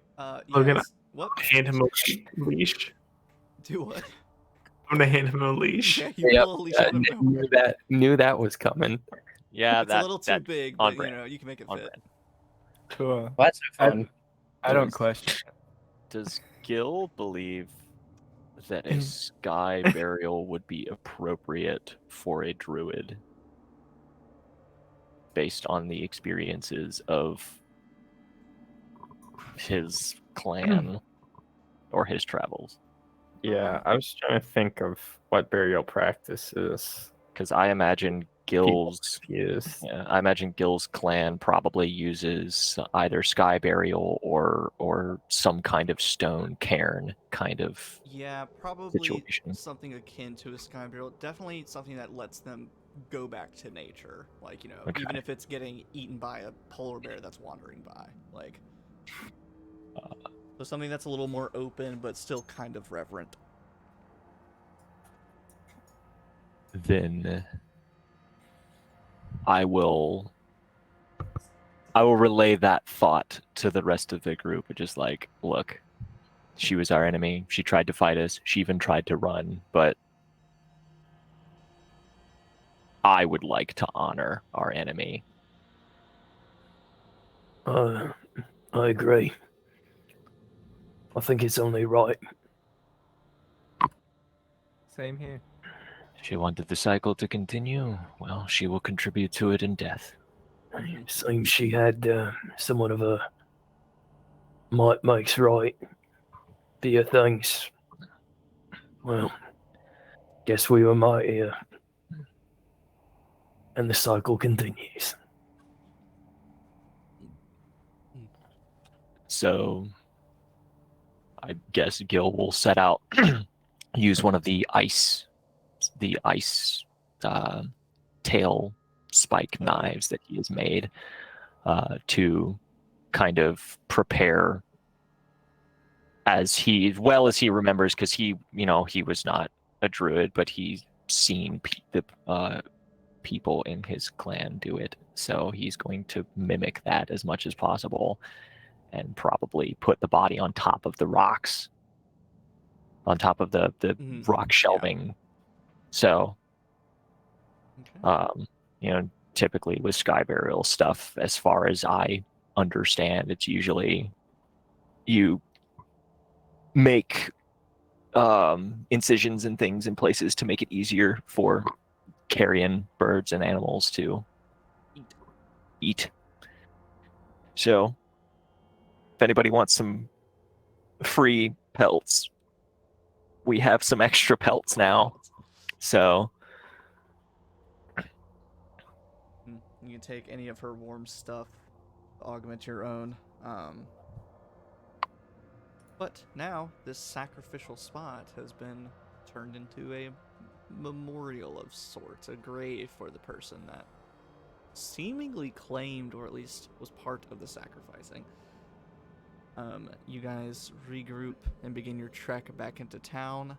I'm sure, Louis can smooth talk a little bit, or someone can convince the guards to just open the gates and let you through. Gonna say, had a bit of a run-in with a small storm while hunting. No, yeah. Not technically lying. Worst comes to worst, we make a distraction and jump over the wall. Yeah. Exactly. Worst comes to worst, we kill them. Yeah, for sure. And stuff. Good lord. We're good. But you make it back to your Water warm that beds. to a man. Wrong character. Sorry, I slipped into it. We fucking take their skin and wear it and go home to their families and pretend to be them. My God. If that escalated quickly. You guys return to the town hall very late, like 2 a.m. late, Gross. and sleep Relatable. in a warm bed after a miserable night. And we will pick up the following morning. But I guess what I would like to do, so we can prepare, is what do you guys want to do the following days? I assume something we can also do in downtime is for you to get stuff lined up for that shopkeeper from Targos. That's easy enough to just say you can do. Don't have to role play through all of that. Coolio. But yeah, and then whatever you guys want to end up doing. Buy ferret supplies. Oh my lord. Mm-hmm. I mean, we have. Oh gosh, what were we gonna do I don't remember right in now. between all this? We're still trying to figure out what to do with the cauldron now. But we know that Wasn't it on our list to get Targos to stop doing human sacrifice too? it was, but We kind of cocked that up. I was gonna say I don't think that's gonna. I don't think that guy is the overly diplomatic type, considering he decided to stab me in the middle of talking. So Well, I suppose if we killed their monsters, we like, could try. yeah. We did talk a big talk about trying to solve the problems and make things easier. We might as well follow through with that at some point. That's true. But These we also, guys, we also have the other stuff that we've been sitting on for a while. I mean, there was the town speaker being killed by a giant in Goodmead, and that's fucked up everybody's mead shipments. There's Say we either should go after this. We should go to Goodmead, or we should try to go to Carnival or whatever it is where they're. Yeah. where the cult is in the castle or something like that. Yeah, they've taken over his residence, or the speaker, their residency. I looked at this earlier, and Goodmead is closer to where we are now, technically, or it'd be easier to access, because we were closer to the other place when we were at whatever town we were at before. But I think that East Haven. yeah, Targus, we were closer to it there, but might as well go to Goodmead, because I was thinking that if mead is circulating again, that'd be a morale kind of booster for people. So that'd probably That's fair. It's a good and point. plus we're closer to that at where we're at now. Yeah. And honestly, after taking care of the good meat stuff, I feel like finally following up on Caer Dineval and the cult in the castle might be smart, just because we've been sitting on that for a while, and I don't think having a cult occupying a castle is a good thing in any stretch of the imagination. That's what I was gonna say as well. I agree with that. And then there were the Duragar that we ran into at East Haven, and the bit about them. I don't know if it's probably in my notes somewhere if we have any information on that or not. Any further information besides got that map from them, and they had vaguely marked a spot near Kelvin's Cairn, and you've also heard rumors that Caer Koenig, which is near there, are also having a similar Dwergar problem that East Haven had. Okay. So we still the spot marked super far to the south. Yeah, out in the mountains. Yeah. Plus, we also know of I have something from way early orc raiders along the road. Mm-hmm. Orc raiders and goblin raiders. Mm-hmm. Oh yeah, they told you to go meet them in Karkalak. Yeah. Whenever you can go see Milk. Milk. You need some milk. And is Isobai, I think, was her name.